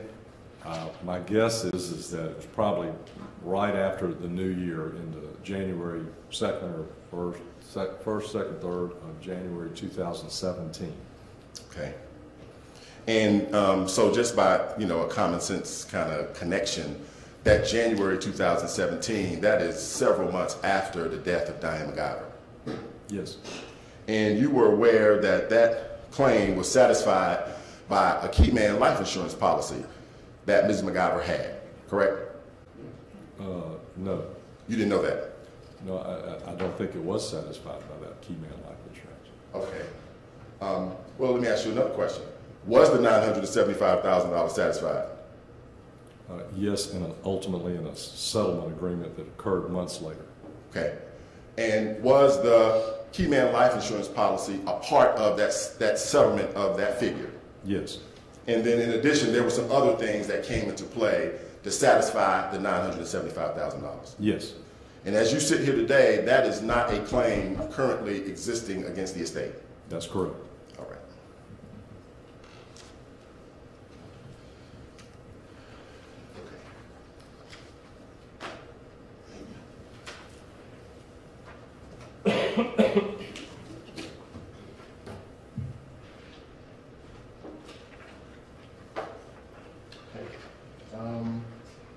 Mr. Smith, I believe that's all my questions. Thank you, Judge. Okay. Do you all want a morning break, or do you want to have redirect and we wrap up with Mr. Smith before the morning break? This is the keep going. All right, I'm seeing you keep going. Let me know if we keep going too long. Ms. Clark Palmer, if you have any redirect for Mr. Smith, let's do that now, please. Thank you.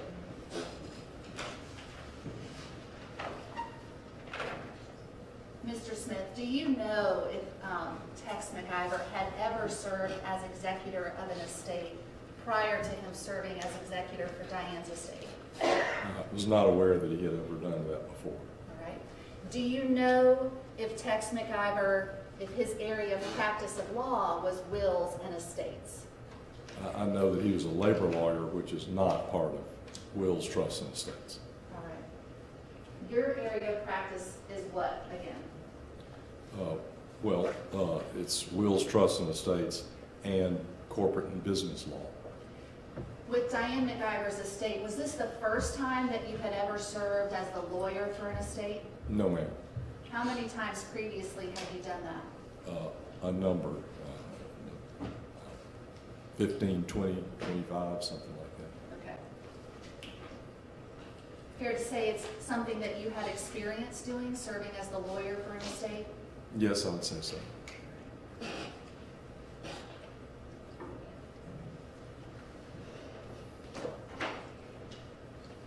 The $350,000 loan that Mr. Rucker was asking you about, the loan from Clay Management Company to Mr. McIver, you know the loan I'm talking about? Yes. Did that loan just go away when Diane McIver died? No. Did Mr. McIver have to continue paying on that loan after his wife died? Yes.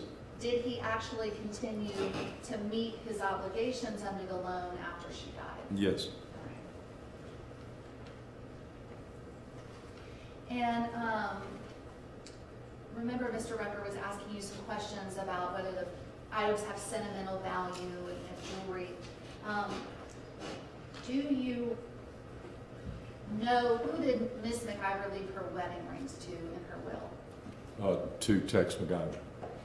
Did you advise Mr. McIver to sell those wedding rings as part of the other items to sell?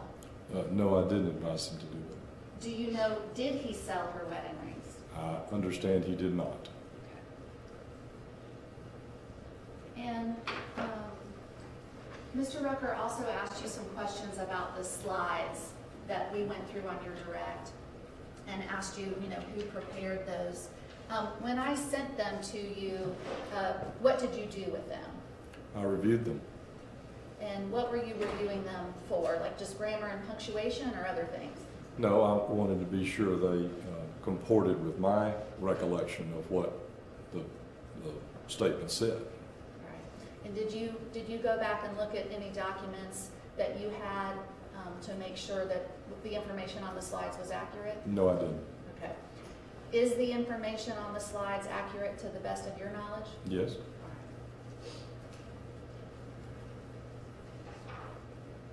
So you were also asked some questions about the checks that you received from the estate of Diane McIver, which is states 527. And you said that January of 2017, when you received the $18,000 check, was a good month. Why was that a good month? We had just received the claim earlier that month for the $975,000, and I guess the way I would describe it is there were a lot of rabbits running around in the room, and we were trying to get those rabbits in the right cage because it was very factually intensive, and it required a lot of background checking to see whether this was right or that was wrong, etc. And it involved a lot of work on our part. When you got notification about the claim, did you say, all right, well, write a check for $975,000? No, ma'am. No. What did you do? We said we needed to investigate to determine whether or not the claim was good, actually had any substance to it, and then we would have to negotiate some kind of a way of getting the right amount paid so that it would not be a claim against the estate. Okay.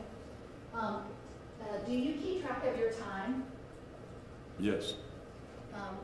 Did you send Mr. McIver invoices for the work that you did in this case? Yes. Did you just come up with a number and say, well, this month I would like $18,000? No, every day I record and make a description of what we did that day, and then I put in to that statement the amount of time I actually spent on the matter for that day. Okay. So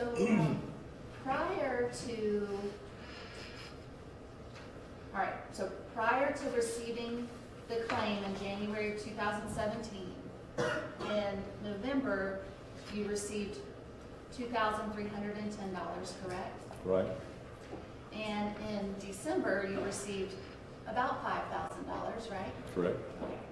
And then we saw January 2017, $18,000, right? Yes. And then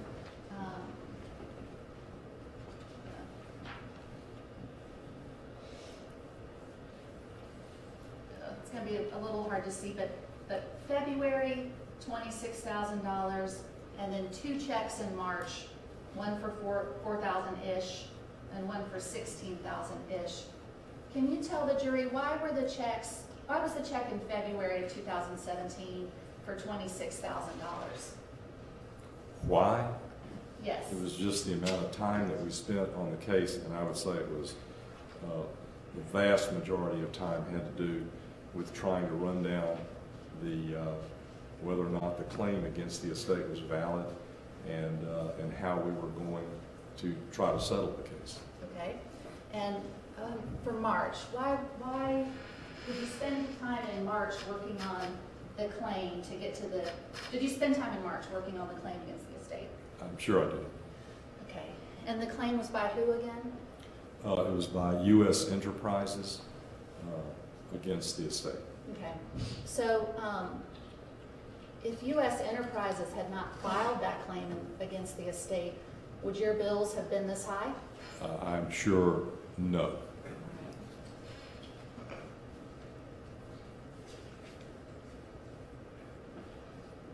So if we add 26,000, 16,000, and 18,000, we get approximately $50,000.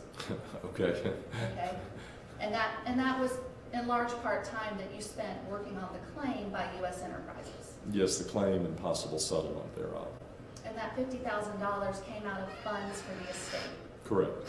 And is there anything illegal about your services being paid for out of the funds of the estate? No, that's what the law says they must be paid out of. Okay.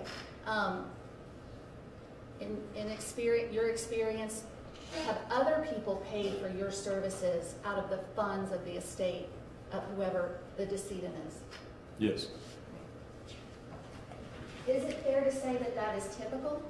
It's very typical.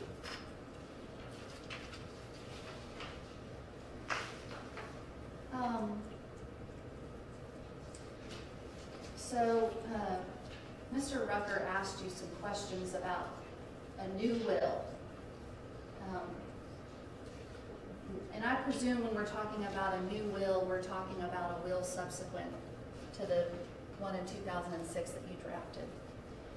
Have you ever seen any will executed by Diane McIver that is dated after 2006? No.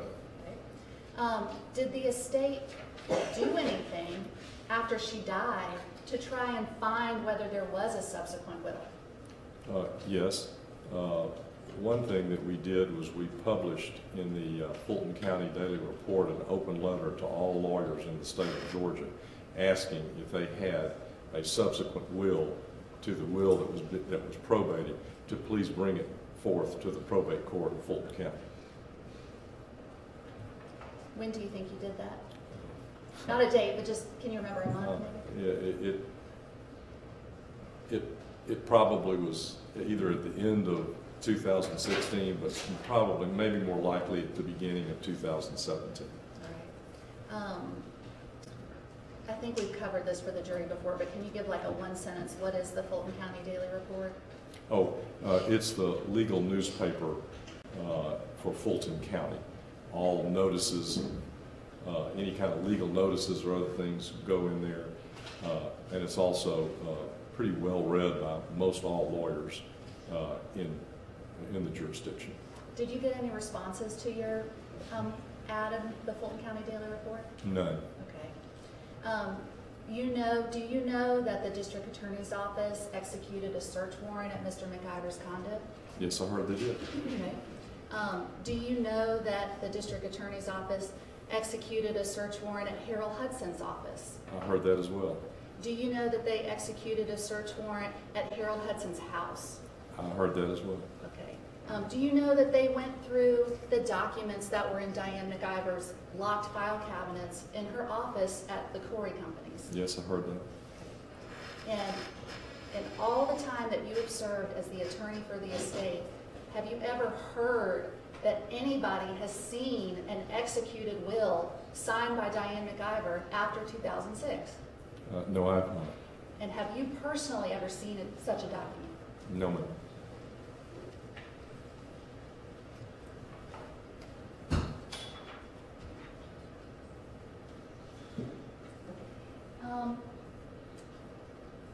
We talked some about the priorities that the liabilities of the estate have to be paid in, right? Yes. And the executor, can they use the assets of the estate to pay the liabilities of the estate? Yes, they're required to. Okay. If an item has, if an executor needs to sell the assets to satisfy the liabilities, are they allowed to say, well, I don't want to sell the assets because they have sentimental value, so I'm not going to do that? Well, the executor can pick and choose which assets are to be sold. So that responsive. But is it a legal reason not to sell an asset that it has sentimental value? No. If that were the sole assets that were to be sold, they couldn't withhold the selling of them in order to raise money just because it had sentimental value. All right. And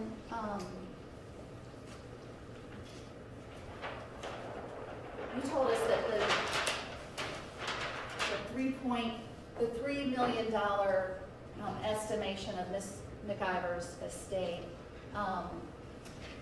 When did you come up with this number in relation to when she died? Was it closer in time to when she died or later on?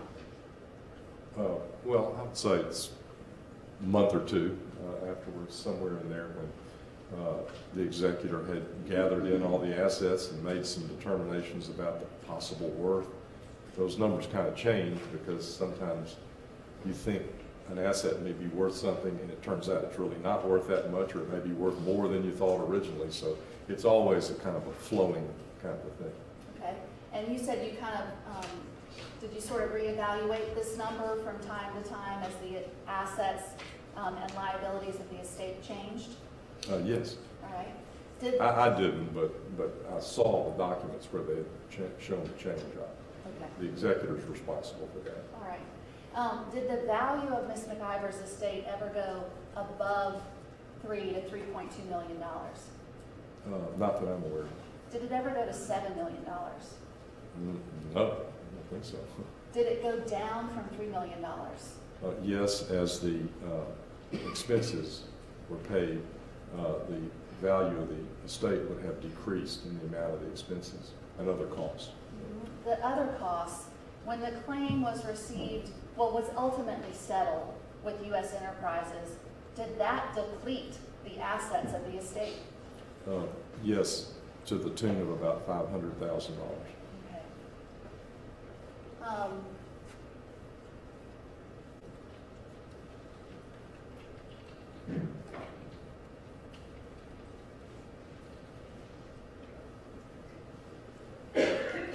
Do you remember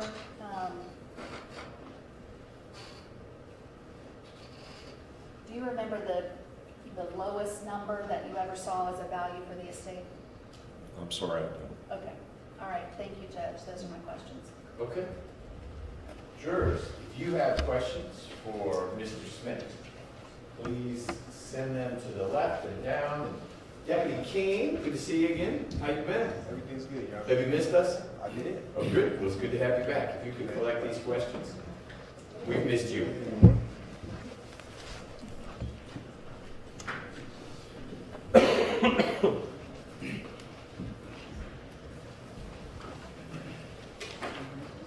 No, what we're going to do, folks, is have you all take your morning break, and we'll try to get you in here a little before 11 after the attorneys have a chance to look at these questions, and we'll pick up with that. So please go with Deputy King to the break room.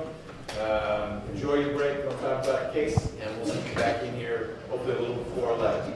All right, for the jury.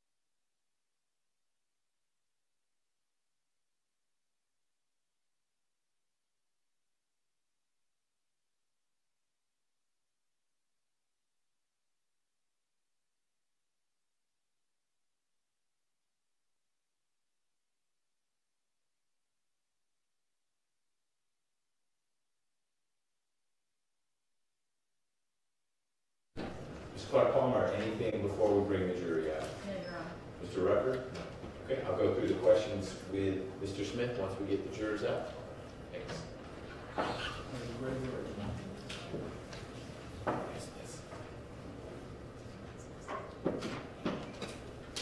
All rise for the jury.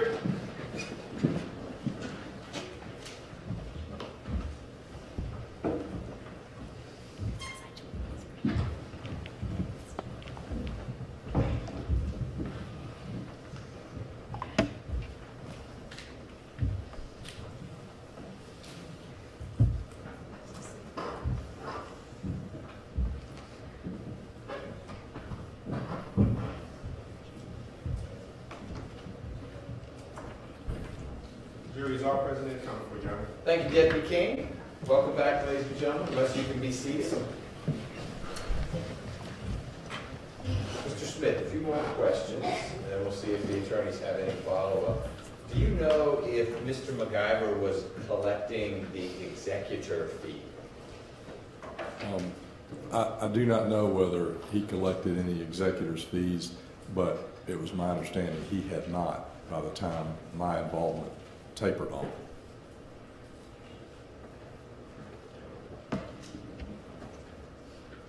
You shared with the jury a number of figures relating to the size of Ms. McIver's estate, to include that piece of paper that we looked at a little bit that had the numbers that you said you've been involved in preparing. Where in there would the $350,000 loan from, I guess, the company Ms. McIver controlled to Mr. McIver, where would that have appeared?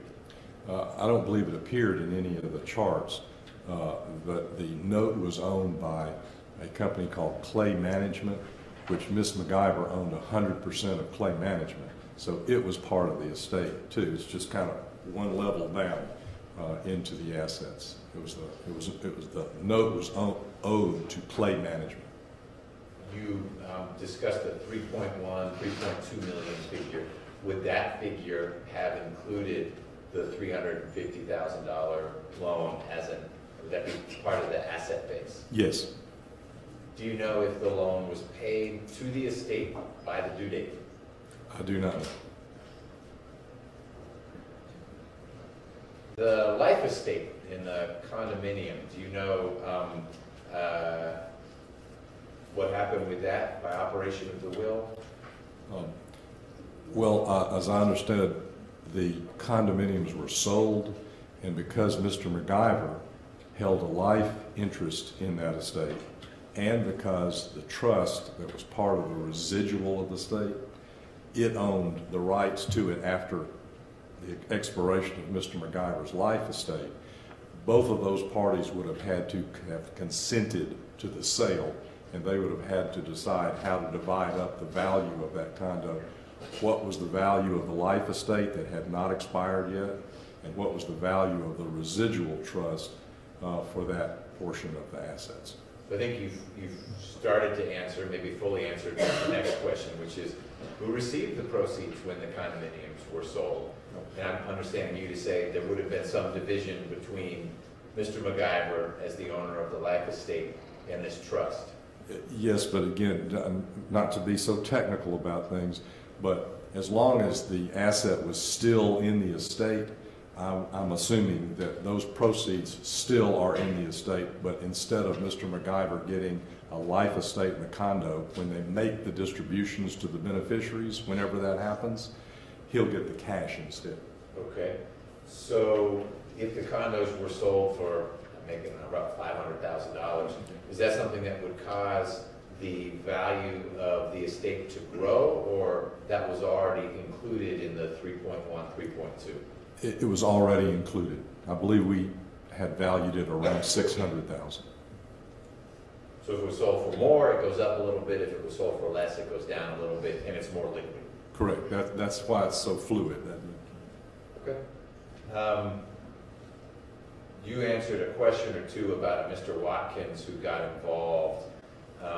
Was he paid money out of the estate funds in addition to the checks that we saw that appeared to be going to you, or did those checks cover Mr. Watkins's work as well? Good question. No, that would just be my portion of the fee, and he would have been paid by the estate separately. Were you in a position to know, are you in a position to know whether anyone has contested the will prior or during probate? I don't know how that works when one contests it. Was there a contest?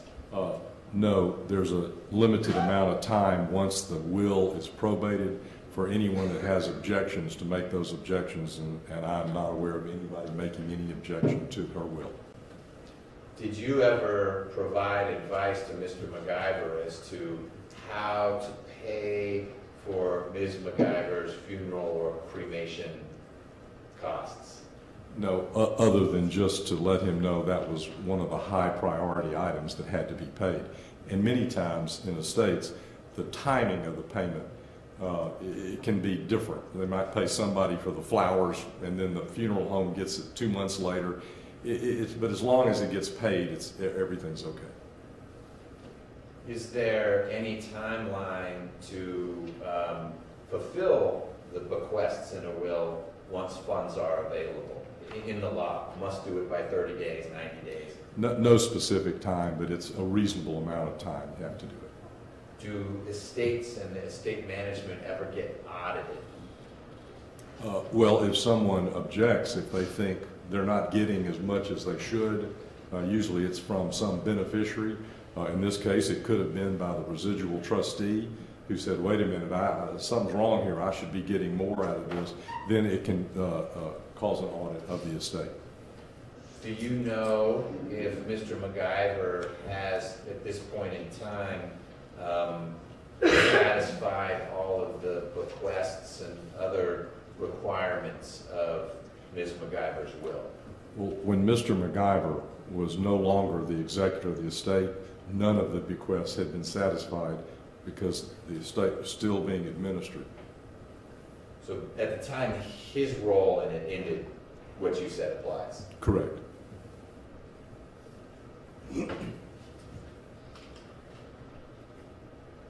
Would the non-probate assets, 401k, life insurance that we saw on that slide, have been paid directly to the beneficiary or beneficiaries of those non-probate assets without any liabilities of the estate first being addressed? That's correct.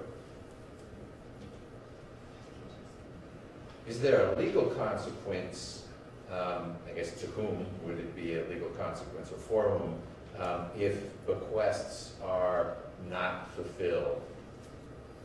Yes, the executor would be personally liable for not doing what he should have done as executor. If the estate doesn't have enough resources to cover bequests, is there a similar legal consequence for the executor? No, as long as the executor did what he or she should have been doing, and sometimes estates run out of money and they don't have enough to pay all the bequests. That can be because the testator, the one who made the will, just gave away more than he or she had. And sometimes it's because of other matters that arise that wind up costing more than anybody ever expected. Ms. Clark-Palmer, do you have any follow-up based on those questions? Yes, thank you. You were asked some questions about if anybody contested the will.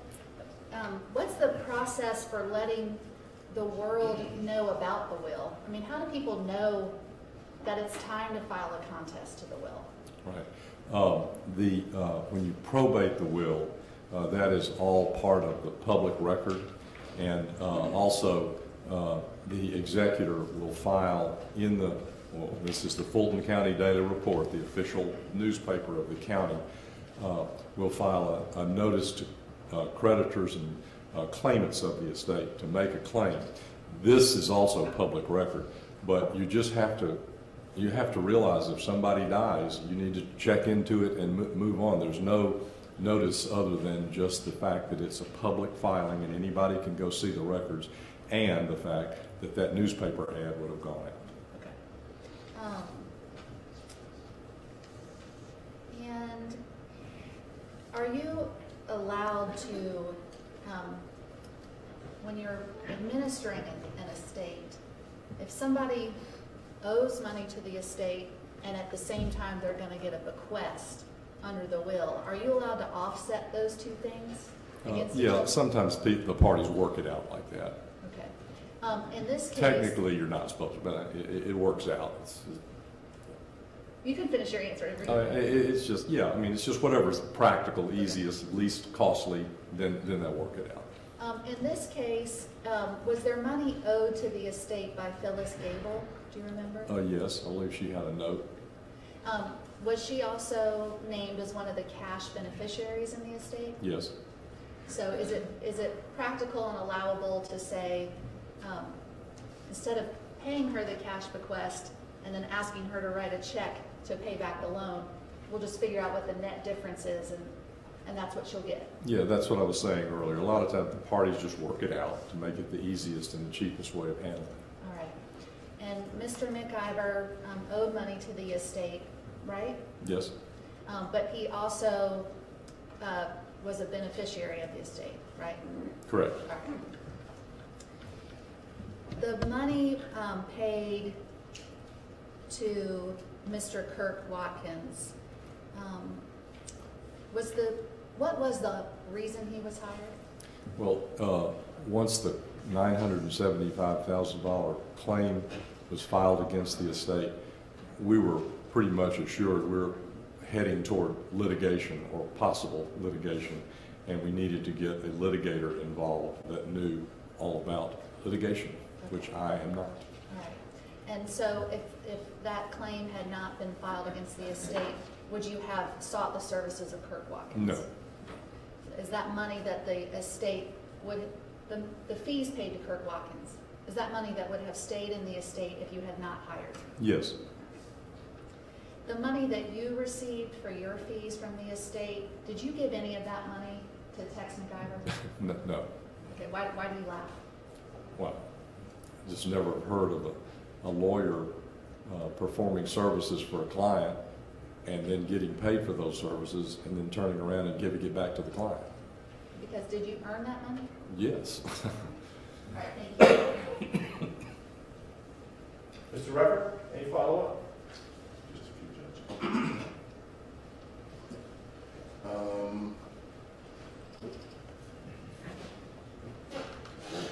As the attorney for the estate, you would have been aware of the checks that were going in and out of the estate bank account, right? Not necessarily. No? No, that's done by the executor.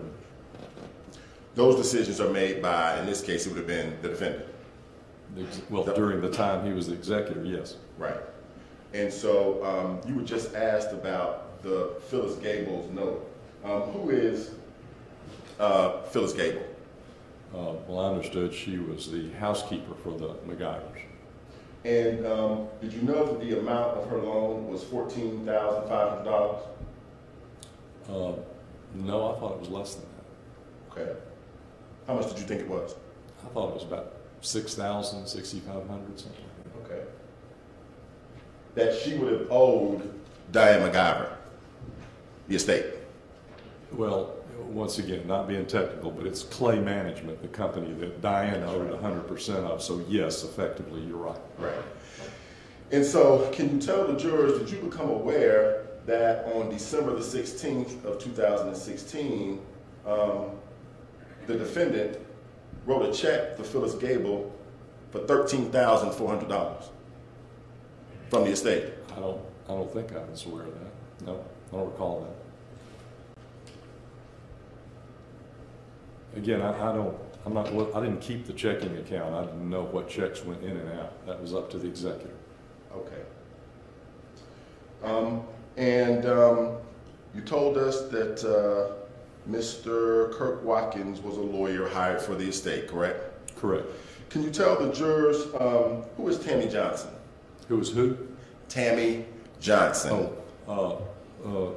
McIver, as the executor, decided he needed some assistance with originally to inventory all the assets of the estate because the wardrobe was quite large the jewelry collection was quite large, and especially the furs.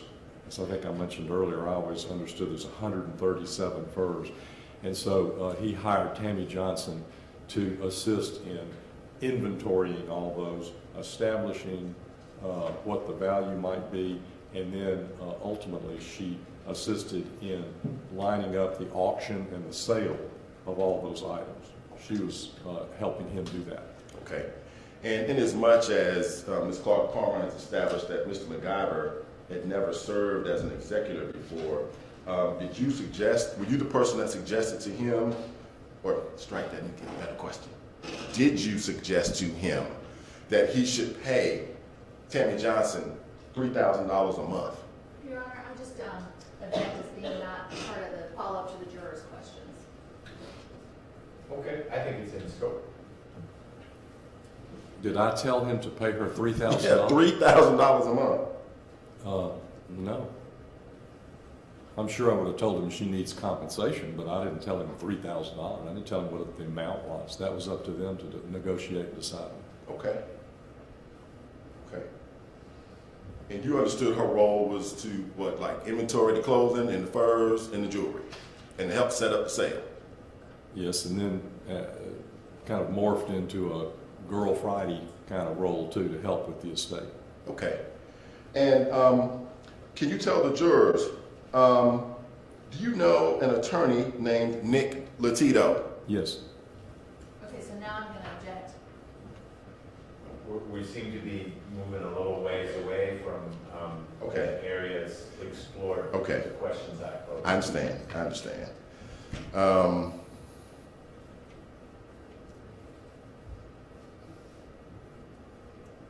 Okay.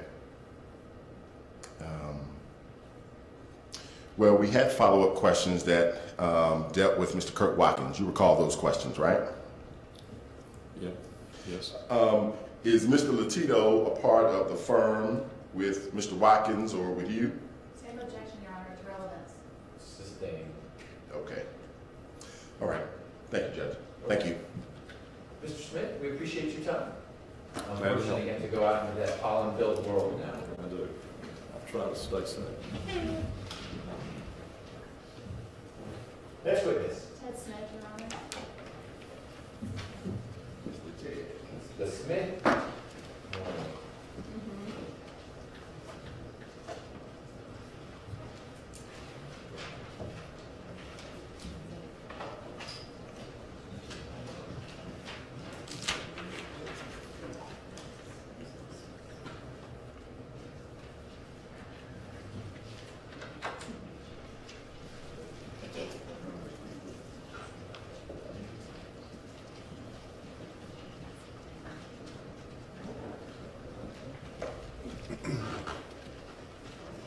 Raise your right hand for me. Do you swear or affirm that the testimony that you're about to give to the court is the truth, the whole truth, and nothing but the truth, so help you God? I do. All right, you may be seated. Get as close to the mic as you can. And can you please state your name and spell it for the court? My name's Ted Smith, T-E-D-S-M-I-T-H. Good morning, Mr. Smith. Morning. The jury has already heard a little bit about you and your company, but can you tell them what you do and where you work in a couple sentences? Yes, ma'am. I'm president, CEO, and owner of Arcilla Mining and Land Company, Arcilla Trucking Company, Simcoa Mining Company, Piedmont Mining Civil Company, T.S. Smith Development Company. All right. And we've already talked about what Arcilla Mining and Land Company does, but I would like for you to tell the jury kind of about your background as it deals with mining and kaolin. Can you give us a little summary of how long you've been doing what you do? I've been doing this for 27 years. I learned my geology from my father, who was registered geologist number 3 in the state. He's passed now. He also served on the Georgia State Geological Board. And we mine, we're a very large mining company, probably one of the top 2 or 3 in the southeast. And we mine anywhere from 2 to 4 million tons per year. Of kaolin Of kaolin and bauxite. and bauxite. Yes, ma'am. How do you spell that? Bauxite. All right. And we'll skip over what bauxite is for the moment. So have you been doing, have you had experience with kaolin mining kind of all your professional life? Yes, ma'am. All right. And what kind of education do you have that relates to kaolin mining? Is it kind of on-the-job training or other things? The kaolin mining in the geological part's been mostly on the job. I'm an engineer by trade, so basically, you know, those things do relate. You know, so it's you know, moved here in 1956 and had my feet in clay ever since then. Do you know how to mine kaolin? Yes, ma'am. Okay. Just can you give us a couple sentences about how you do it? Well, first we acquire the rights to enter a property, and we, through a drilling option, we have 3 drill rigs. We go in and we drill the property. A drill is a rotating metal stem that goes up to 200 feet in the ground. We do what you call fishtailing, which is just turning the dirt until white mineral starts coming up. When you see the white mineral, you stop and you start coring that mineral. We have a laboratory at our plant in Eufaula, Alabama, and we test the mineral at that lab or one of my customers' labs and see if it's commercially feasible to mine, and then you have to look at the economics to see if it's feasible to mine. Okay. And do you belong to any kind of professional associations that deal with mining or kaolin mining? I'm on the board of the Georgia Mining Association. How long have you been on the board of the Georgia Mining Association? Probably 6 years. Okay. And in fact, do you have a board meeting today? Yes, ma'am. All right. Tomorrow. Okay. And are there any kind of like licenses or accreditations that you have to do what you do? No, ma'am. All right. We have to have some permit with the state of Georgia. Okay. And do you have those permits? Yes, ma'am. Okay. And do people ever ask you to, do you ever advise companies other than your own about mining kaolin? We mine for our own plant in Alabama, and then we serve a host of companies, probably a total of 8 of them, in the capacity of being their miner. So we go out and do everything, from the permit, from the drilling, testing, permitting, stripping, the actual mining of the ore, the actual trucking of the ore, and then we get paid on a per ton basis as it crosses my customer's scales. And are you the person who would decide whether or not you wanted to buy some land to mine it for kaolin? I have 3 sons in the business, so we do it as a team. Okay. So how do you do that? How do you decide whether or not you're going to buy a piece of land to mine it for kaolin? We have long-term contracts with customers, and these contracts have annual tonnage requirements. So we try to keep at least a 10 to 20 year reserve ahead. So at the end of every day, we have less than what we started with. So we're constantly acquiring minerals to mine in the future. So depends on how business is, how much we acquire annually, but I can not remember a year we didn't either acquire through fee simple acquisition or through lease, minerals. So if we mine 2 million tons a year, we like to buy 2 million tons a year or acquire through lease. And I think maybe I did not ask a very good question. What I meant to say was, if you're looking at a piece of land, is there a way to kind of tell or estimate if it has kaolin and how much kaolin it might have? Well, geologically, the fault line is where the ocean receded back in the day, long time ago. And so, I mean, it's factual. We find shark's teeth in the mines. So basically, it's a band that goes from around Aiken, South Carolina to Eufaula, Alabama. And it's a narrow band that's about 20 miles wide, and then it goes that entire length of, 500-600 miles, 400 or 500 miles. Okay. And so that is the zone. And then within that zone, you look at contours, because if the elevation is too high, the mineral may be there, but if it's 150 feet down, it's not feasible, economically feasible mine in today's economy. Okay. And have you ever testified in court before as it relates to mining and mining kaolin? I've been asked to testify by the state and many other people over the years as an expert witness. However, my contracts with various customers preclude me from doing that due to the fact that I know their specifications and they protect me from getting in court. Okay. And you know Mr. McIver? Yes, ma'am. How do you know him? We met 27 years ago, and do you have some kind of business relationship with him? we were partners for 26 years. Partners in what? Arcilla Mining and Land and Arcilla Trucking. Okay. And so I am going to just jump right to it and ask you about States 148, which is in evidence.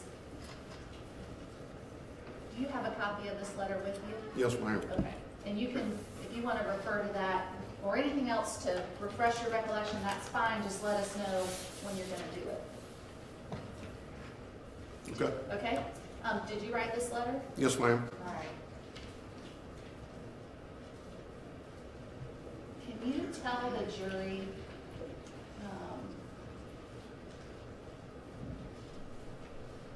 about this third paragraph? Can you just tell them what it means and why you wrote it? I was asked to write this letter by Mr. McIver, and this is an estimation of what his current holdings were at the time I wrote this letter. What were his current holdings at the time you wrote that letter? His current holdings at this time, December 5th, 2016, were 10% of the shares of Arcilla Mining LLC, Mining Land LLC, and 10% of Arcilla Trucking. How about land? That he owns 2 tracts of land. The letter is not correct in 3. That the actual number is 2. And Let me stop you real quick, because you just a point to the jury. You're talking about right here when it says estimated mineral worth by inferred drilling on the 3 tracts that Mr. McIver has an interest in? yes, ma'am. And instead of 3, it should say what? 2. Okay. All right, so I interrupted you. So what are the 2 tracts that Mr. McIver has an interest in? Mr. McIver owns 100% of the Burgess tract, it's 45 acres, and he owns 60% of the Latson tract, which is 60 acres. Do you have an interest in the Latson tract? Yes, ma'am. Okay. You own part of that. Correct. The Burgess tract, is that the tract that Arcilla Mining and Land Company had previously done some mining on? It was actually mined by Evans Clay Company, which has now changed names to Uniman. Okay. And as they paid royalties, the royalties flowed through Arcilla Mining and then straight to Arcilla Resources, And Arcilla Resources is whose company? Texas. Okay. So where did you come up, are you the one who came up with the number between 1.5 and 2.5 million? Yes, ma'am. Where did you come up with that number? I did it based on geological evaluations of the Burgess tract and the Latson tract. The Burgess tract was done by Evans Clay Company by a man by the name of Camp Bacon, and the Latson tract I did. Okay. And the calculation for the minority shares that Mr. McIver owned in your company, Arcilla Mining and Land Company, did you get that number from McKinsey Davenport? McKinsey and I worked on that together. Okay.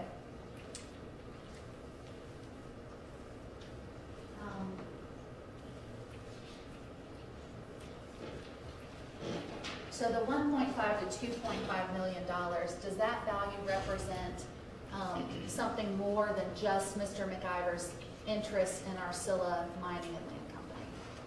Well, that value's been established now at $700,000, so that's going to put the value on now between 800 and 1.8 million on the remaining 2 tracts. Let me get that real clear. are you saying the, maybe, do you have a way to split up what the value of the 2 tracks is? What's that number? 800 to 1.8. Okay. And then, so you take that number and add the 700,000 from minority shares to it? Correct, and that's how you get the 1.5 and 2.5. All right. So now I'd like to ask you about the last sentence, which says, this evaluation is to be considered strictly confidential and is not to be used as an appraisal, submitted as evidence, or as an official document. Why did you write that? Couple of reasons. The number one reason would be I have an interest in one of these tracks, and it's not protocol to write your own evaluation. I'm not a certified appraiser of minerals. This is just my opinion of being a very large mining company in the southeast of what the value of these minerals are. Okay. Is that opinion also based on your personal experience and professional experience in mining kaolin? Yes, ma'am. If somebody wanted to have an appraisal of their land done, do you have to pay for that? Yes, ma'am. Do you have any idea of how much it would cost roughly to get an appraisal of the Burgess track or the Latson track? You could get a appraisal probably in the range of $5,000 to $10,000 based on the information that we have in file. If you really wanted to get a more exact number, then it could cost hundreds of thousands of dollars because it would include drilling and testing and really, you know, doing a thorough exploration of the 2 tracks to determine a tighter value. That's why I put the range. Okay. And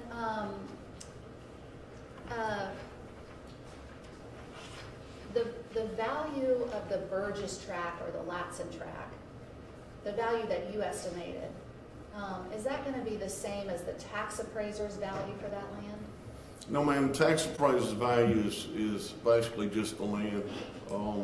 They don't appraise timber and they don't appraise minerals, so it's just the land base. Is the tax assessor's value, I mean, can you say, is it typically going to be lower than what your estimation is? Yes, ma'am. Okay.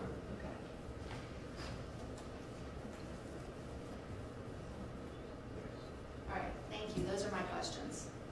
Mr. Abate, do you have questions for Mr. Smith? Mr. Smith, are you also maybe sometimes referred to by your employees as Mr. Ted?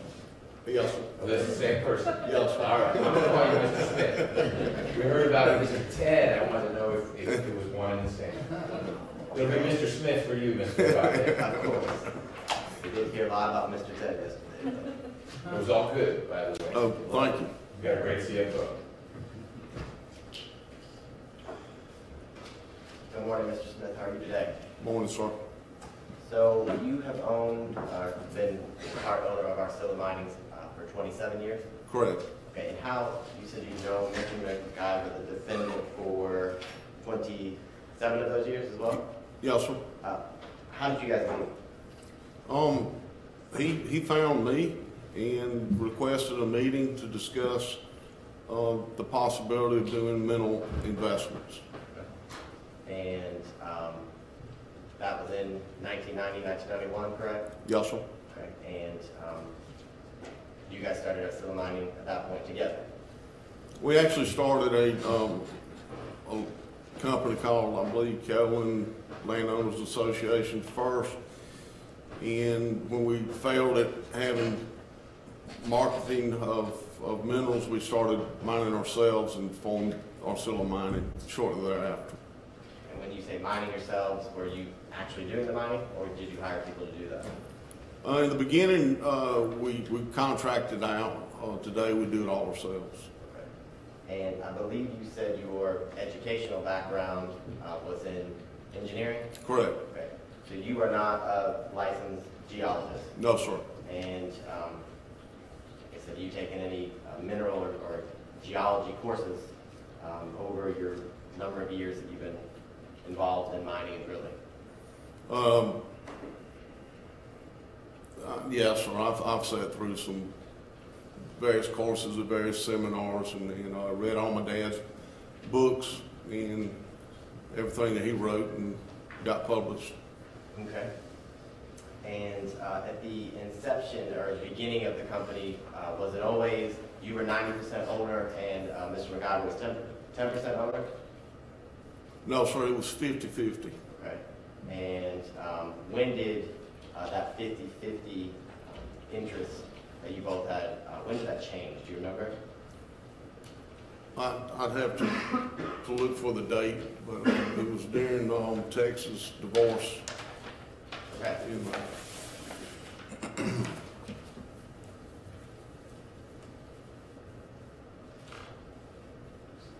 I'm not sure of that date. Okay. Do you, instead of the exact date, do you know roughly about how many years ago that was? It appears from some of the documentation that we did back then, it was sometime in 2000. Okay. And then from 2000 until, I guess, January of 2017, Mr. McIver was always a 10% interest holder in Arcilla Mining and Trucking. That's correct.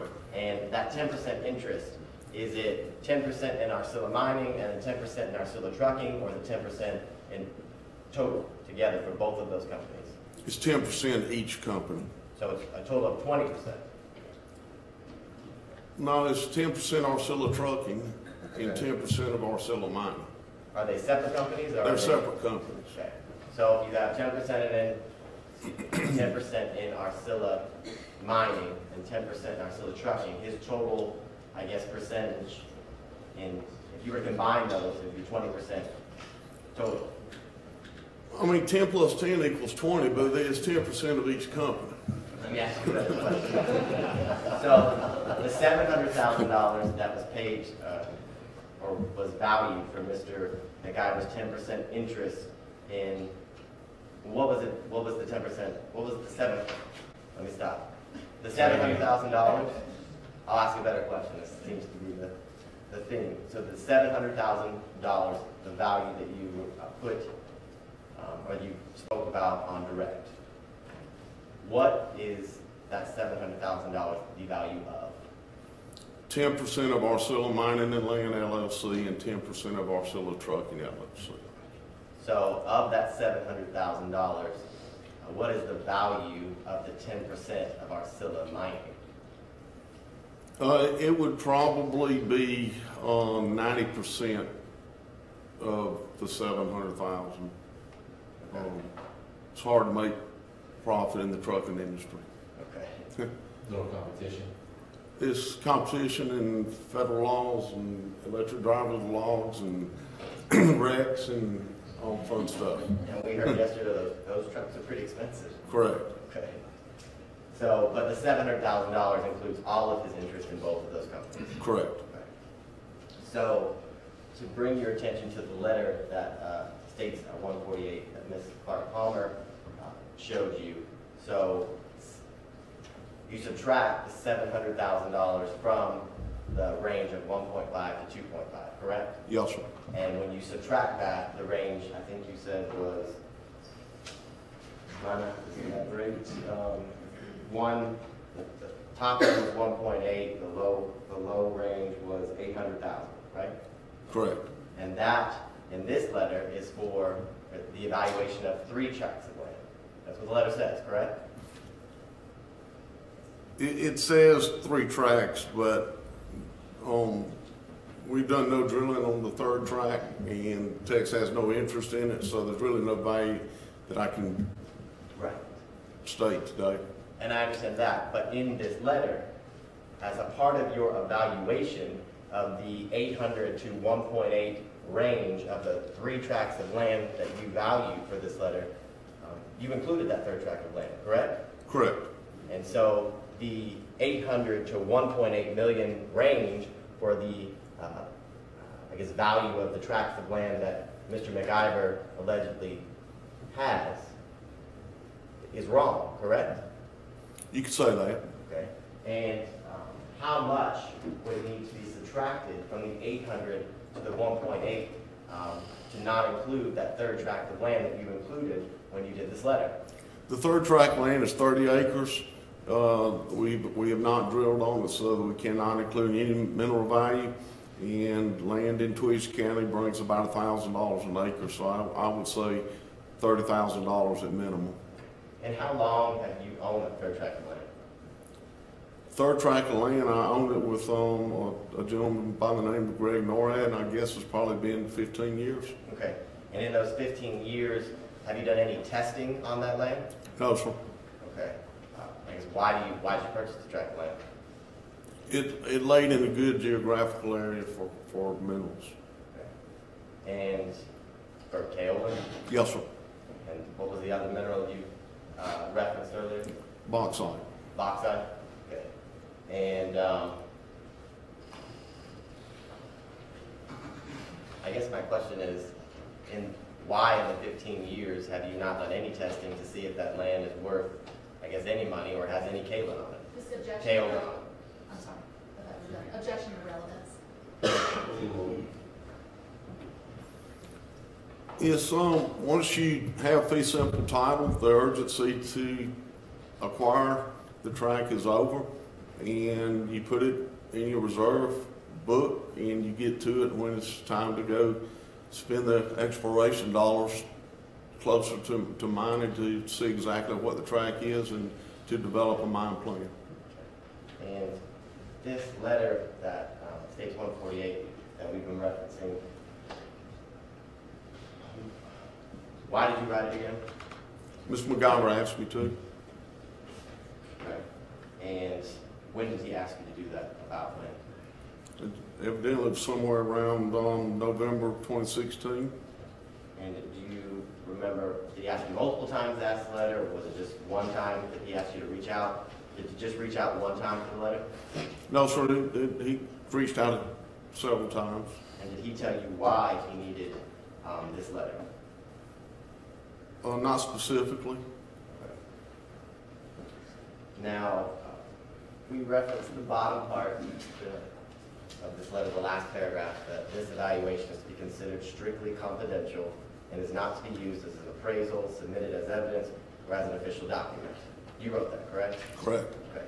And do you remember when I called you, I guess in February, to ask you about this letter? Do you remember that? Yes, sir. And do you remember telling me that you remember writing this letter? Initially, I didn't, and then I asked McKenzie to go see if I did, and he provided it. And in the last couple of years, how many letters have you written like this for Mr. McIver? Just this one. Okay, but you remember at the time that I was asking about this letter that you had written it, correct? Correct. Okay. Now, this sentence, it should not be submitted as evidence or used as an official document. Does that mean that, or what did you mean when you wrote that? It means that, number one, I have interest in one of the tracts that I'm referring to here, so it's not protocol to appraise your own property, if you will, or put a value on it. Two is I'm not a certified appraiser. Okay. And are those additional reasons as to why this letter is incorrect? Let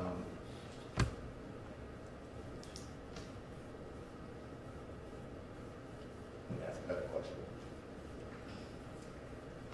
So this letter says there's 3 tracts of land. That would be incorrect, correct? That is incorrect. Okay. And the 2 reasons you just gave me that you have interest in the Laxon tract of land, correct? Correct.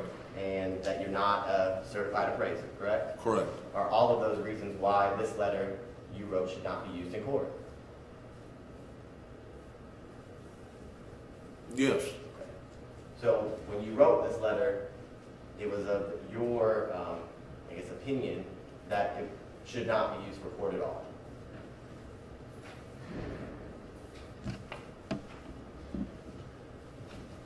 It's not an official document. It's not an official appraisal. I don't know whether it should be used in court or not, but it's not official. Well, is evidence used in court? Well,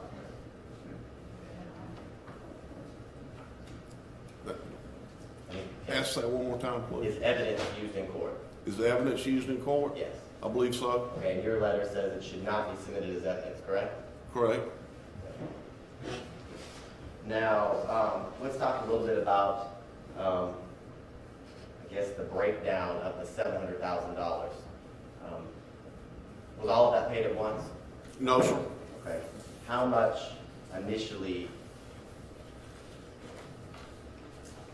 was paid to Mr. McIver?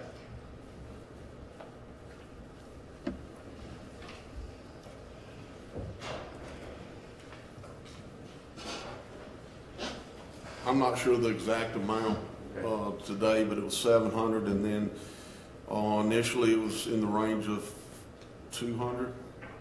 Okay. And that $700,000 that you have valued his 10% interest in both of the companies, was any of that previously already been paid to Mr. McIver? Yes, there was several payments. Looking at the check register, there was a payment for $30,000 on 8/8/16. There was a payment for $10,000 on 10/14/16. There was another payment of $10,000 on 10/21/16. There was a actual, we labeled these as reduced buyout value payments, and then on the check register, and then a 10% interest buyout payment was made on 1/31/17 of $200,000, and then another 10% interest payment was made on 2/24/17 for $50,000, and then we made our first installment of 5, I believe, on 1/30/18 of $73,003. Okay, so let's talk about what is a reduced buyout mean?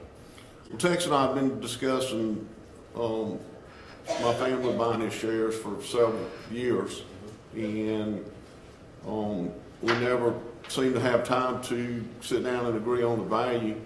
And so he said, when he needed funds, he would call and say, just put it against the future buyout.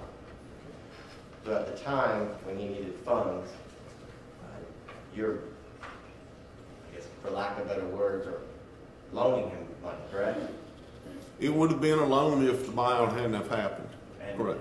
Okay, so it was a loan against his interest, or his 10% interest in the company. Correct.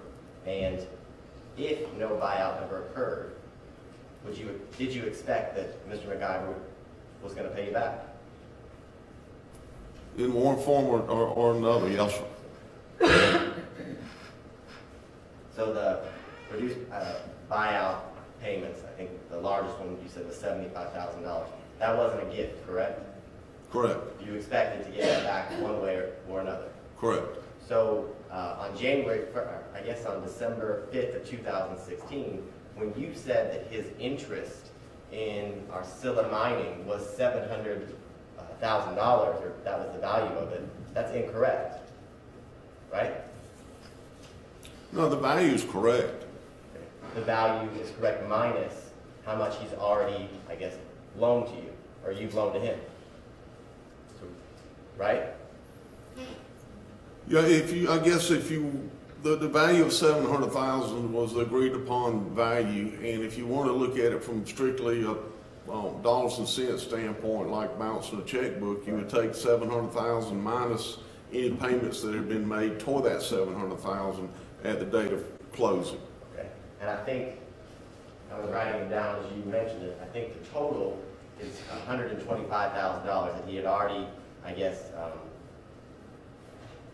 that you had loaned him for his interest in your companies, correct?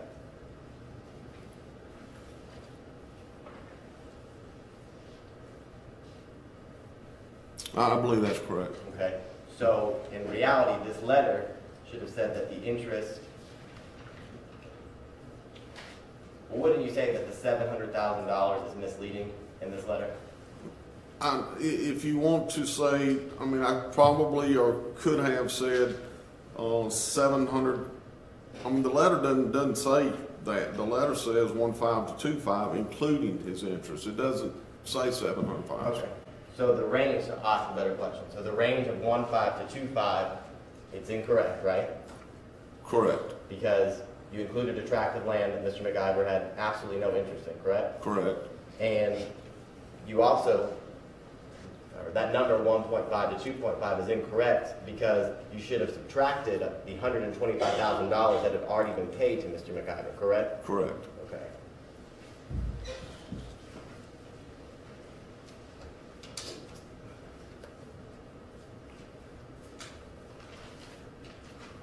Now let's talk about, I guess, the Burgess tract for a second. I think you said that some royalties have been paid to Mr. McIver for that. Yes, sir. And when did those royalties, if you can remember, when did they stop?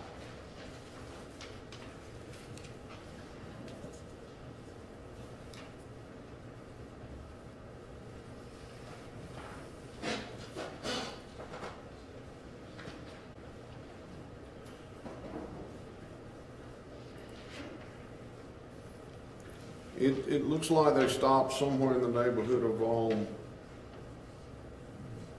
August of 2004. 2004? Yes, sir. And why did your company stop paying for royalties? I structured a lease on behalf of Tex to Evans Clay Company, and they mined on the track until their lease naturally exhausted due to time, and that's when the royalties stopped.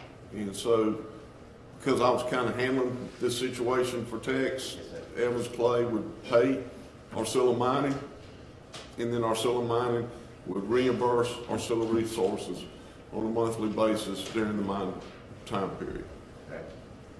Now, after the royalties stop, the royalties stopping, does that mean that there's no more mining or drilling going on the Burgess tract? That's correct. Okay. And has any mining or drilling been done on that Burgess tract since 2004 to your knowledge? No, sir, that has. Now, the Latson tract that you said Mr. McIver, defendant, he has 60% interest? That's correct. So how many acres is the total, or what is the total acreage for that piece of land? 60. Okay, so, I did the math. He owns 36 acres? That's 60%?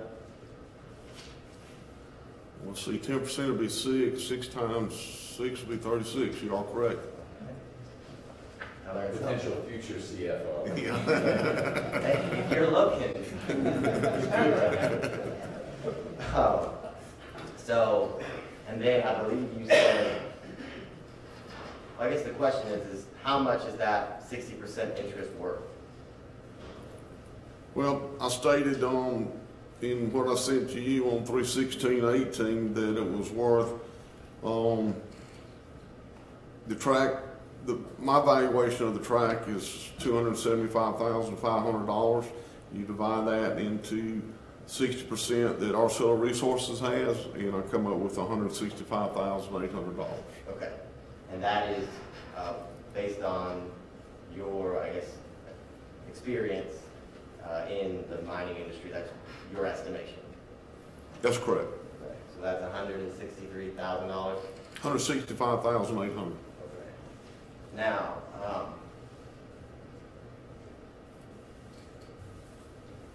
how did you get that? Well, when we acquired this tract of land in February of 1990, we drilled 18 holes and they were tested. And I did volumetrics based on, it's called block volumetrics. You take a square acre, which is 210 by 210, and you say there's an average of 10 foot of minerals, and you multiply that, take 43,560 an acre times 10 foot, and divide that by 27, which converts it into yards, and then you multiply it times 1.6, which converts it into tons. Okay. And that you said was done in 1990? Yes, sir. And has that been done since 1990? No, sir. But your evaluation of the property is based on the 1990 estimation or evaluation done by, I guess, a geologist? No, so I did this. Well, I guess the amount of tonnage, how did you determine? Did you actually do the drilling? Yes, sir. Okay. And did you have help from, I guess, a geologist or some sort of, I guess, a licensed geologist to determine how many tons would be on that property? No, sir, I did that all myself. Okay. So you determined, I guess, all of the amount of kaolin that would have been on the Latson tract, not having a, I guess, a geologist license. That was you who determined that. Correct. And then I guess you said you have 40% interest in this land? 15. 15. Who owns the other? An estate in Macon. I call a blow with the state. But to this day, I guess you've owned the property for 27 years? Yes, sir. In 27 years, that property has never been mined upon, correct? That's correct. So there's no profit from that piece of land for any, the 60% interest that the defendant owns, your 15% interest, and the remaining interest for the estate. Nobody has gotten any profit from that piece of land, correct?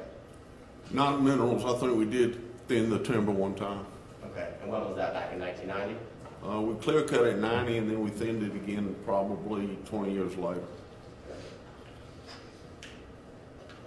How much was the profit that you received from the timber? Well, in my evaluation of the property, I state that the timber value was $18,750. And that had to be divided by the three, I guess, interest holders? Correct.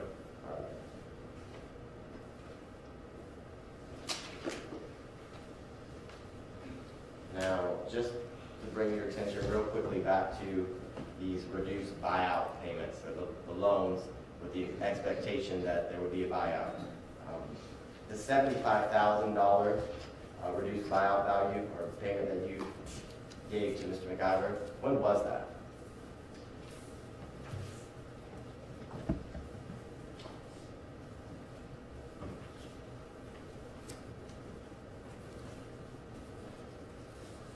That was on 4/12/12.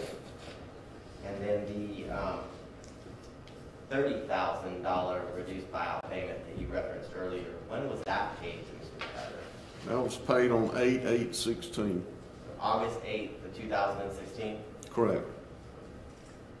And why did he tell you why he needed that loan? No, sir. You'd agree that, or did you learn about Mrs. McIver's death in September of 2016? Yes. So the day of the loan of $30,000 that you provided to Mr. McIver, you'd agree with me that's about a little over almost 2 months from Mrs. McIver's death, correct? Correct. And then following Mrs. McIver's death, did you provide Mr. McIver with any reduced buyout payments or loans on his interest? On 10/14/16, there was $10,000. 10/21/16, there was $10,000.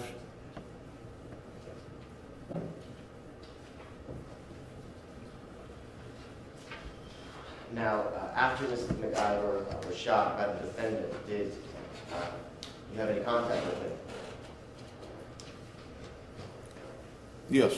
Okay, and do you remember about how close in time it was to her death? It was about 2 days afterwards. I honestly don't remember if he called me or I called him. I believe I called him. Okay, and do you remember what the conversation was about? I just told him I'm so sorry to hear, about Diane, and wanted to know if there was anything I could do for him. And did he tell you that he shot her? No, sir. What did he tell you? He said it was a horrible accident, and he would tell me about it one day. And are those the only details that he gave you? Correct. You said he would tell you about it one day? Correct. Has he told you about it yet? No, sir. Now, after that conversation, did you have any further communication with the defendant? When we were finalizing the buyout, he came to the office and spent a couple hours. And then we had Met one Saturday morning at a Waffle House and had breakfast. And then most recently I visited him in his place of residence. At his house? No, It's just place of residence. or wherever he's staying, at the condo, Okay. at a condo. And what was the reason for that visit to his condo? When he was incarcerated, I didn't see him there. Sheriff Seals and I were going to ride up together one day, but it didn't work out. And so I felt, being partners for 27 years, that he wanted to see me, and I felt it was my duty to go see Tex. And at this most recent visit, did he tell you anything about what happened to Mrs. McIver? No, sir. Now, in December of 2016, do you remember telling me that he, the defendant, requested for you to loan him $250,000? He, Don't tell me what it's for. I was just interested. Is it a yes or no?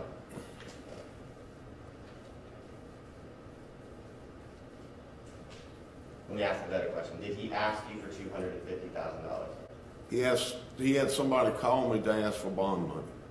If you consider that a loan, then yes. Did you give him the $250,000? No, sir.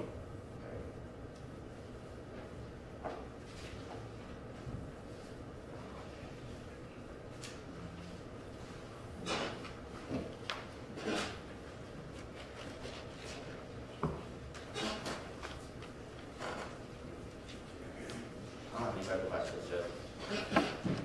Ms. Clark Palmer, any of your acts? Yes, thank you, Judge.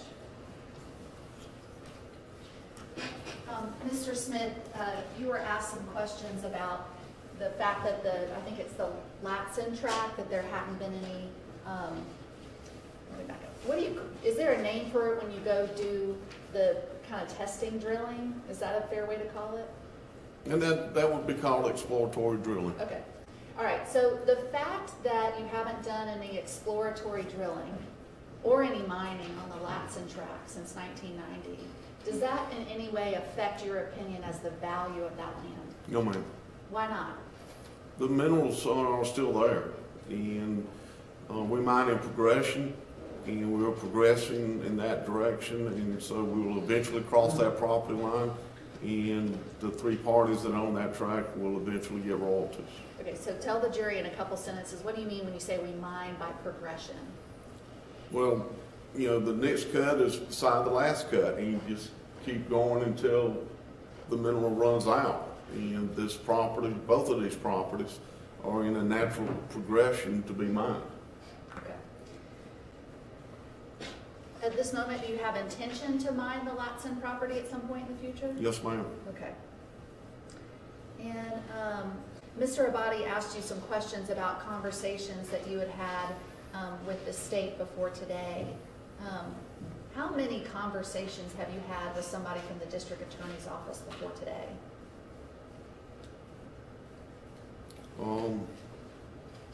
Maybe 3. Okay. And have you talked to them about the contents of this letter? The district attorney's office? Have they asked you about it? Yes. Okay. Have you ever spoken to anybody named Dean Driscoll? No. Okay. So, and Mr. Abadi asked you some questions about, I think again it was in connection with the Latson tract, about whether you had used a licensed geologist to determine the kaolin in that tract. Why didn't you use a licensed geologist to determine if there was any kaolin in that tract? I use the same methods they would use, and we do more of it than most of those guys do. So, and there's not many of them around, to be honest with you. And they're expensive. Okay, all right. So this letter states 148. You mentioned in the second paragraph of the letter what your qualifications were for rendering this opinion, right? Correct. Okay. And if you felt that you were not qualified to write the letter, would you have told Mr. McIver that? Yes. Okay. And did you feel qualified to write this letter? Based on the fact that we're one of the largest mining companies in the southeast, I felt qualified to write this letter. Okay. But it is not a certified appraisal. Okay. Well, yeah. So I know you were asked some questions about this last sentence here where it says it's not to be submitted as evidence, right? Right? Yes, ma'am. Okay. You see this sticker down here? Yes, ma'am. What's that first word right there? State's exhibit. Okay. Thank you. I don't have any other questions. Waiting for that one. Ladies and gentlemen, if you have any questions for Mr. Ted Smith, please write them down and ask him to write them down. And welcome back, Tex McIver. Thank you.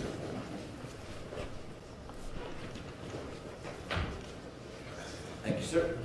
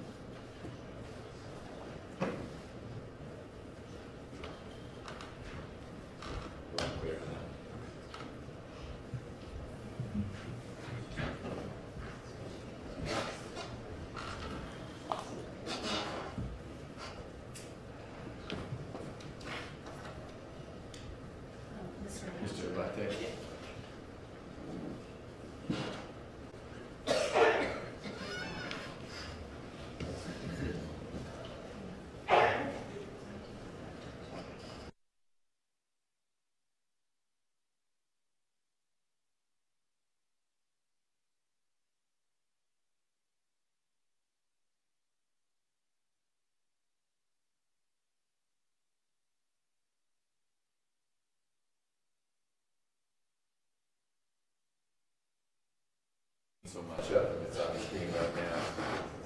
What did Mr. McIver tell you as to why he wanted you to write that letter? He said he needed to help prove net worth. Okay.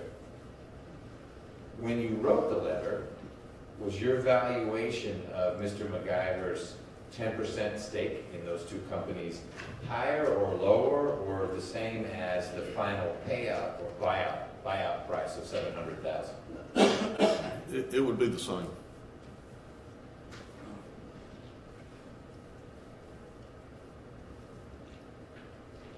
So it sounds like from your testimony, Mr. McIver has an interest in 2 tracts of land, not 3. Correct. Is there active drilling, mining going on by one of your companies on either of those tracts now? No, sir, not today. Okay, and recently, last 6 months? No, sir.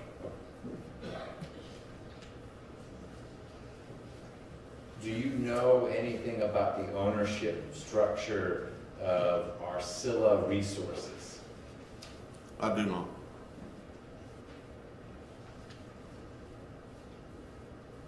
Do you know Mr. McIver's ownership stake in the 2 tracts of land you told us about are held by Mr. McIver directly or through Arcilla Resources? They're held through Arcilla Resources.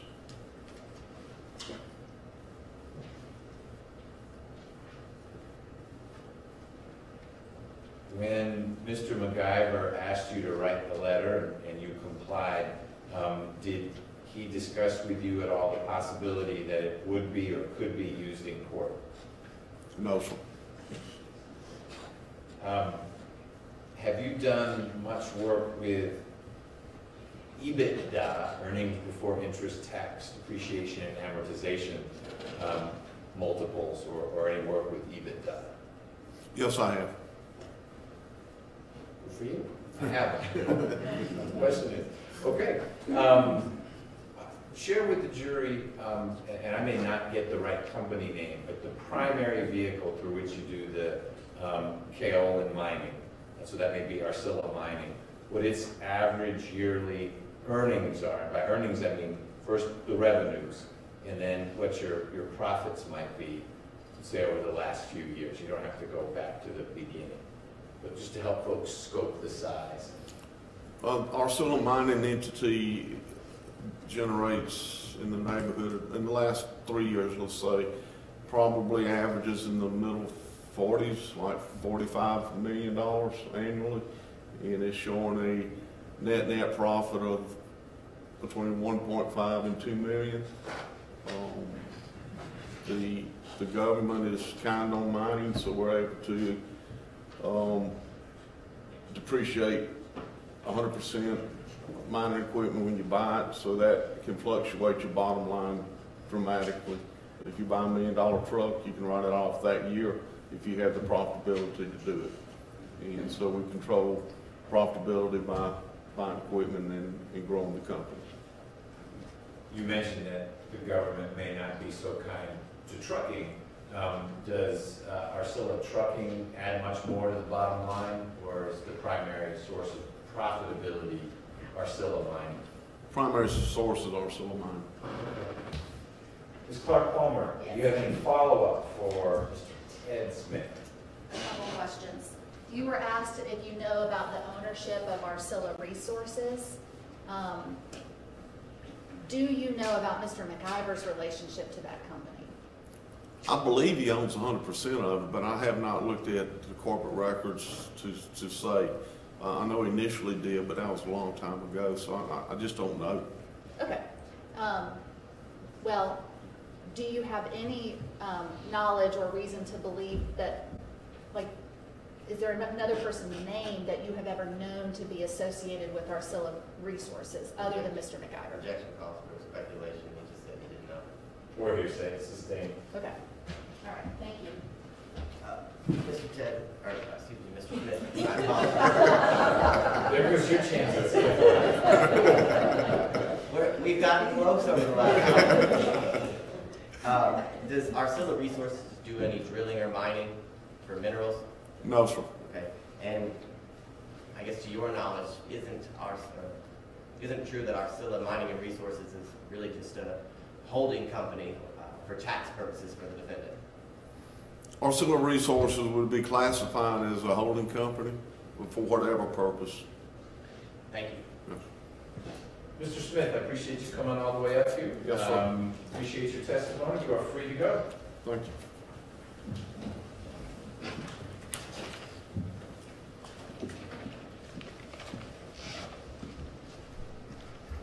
Ladies and gentlemen, I think we're going to break for lunch now. I have a conference call I have to be on at 12:30, so we get in about 5 minutes of testimony of the next witness. And I have yet to encounter a witness that this group can get through in 5 minutes, so that's not going to happen. We will. That was pretty fast. It was the 3 questions, but it was 5 minutes. There were problems, but I think we're out of nurses. I actually don't believe there are any more nurses in every University Hospital, period. We met them all. So we're going to break for lunch. I'm going to assume that the standard 45 minutes works for you all. So we ought to be able to fire back up a little bit after 1 o'clock. Raise your hand if that's going to be a problem for you. Oh. Okay. All right. Then we'll see you back here a little bit after 1 o'clock. Enjoy your lunch. It's getting warmer and nicer outdoors, although full of pollen. So be thoughtful if you're going outdoors. Don't talk about the case. We'll see you shortly. Thank you. All rise for the jurors.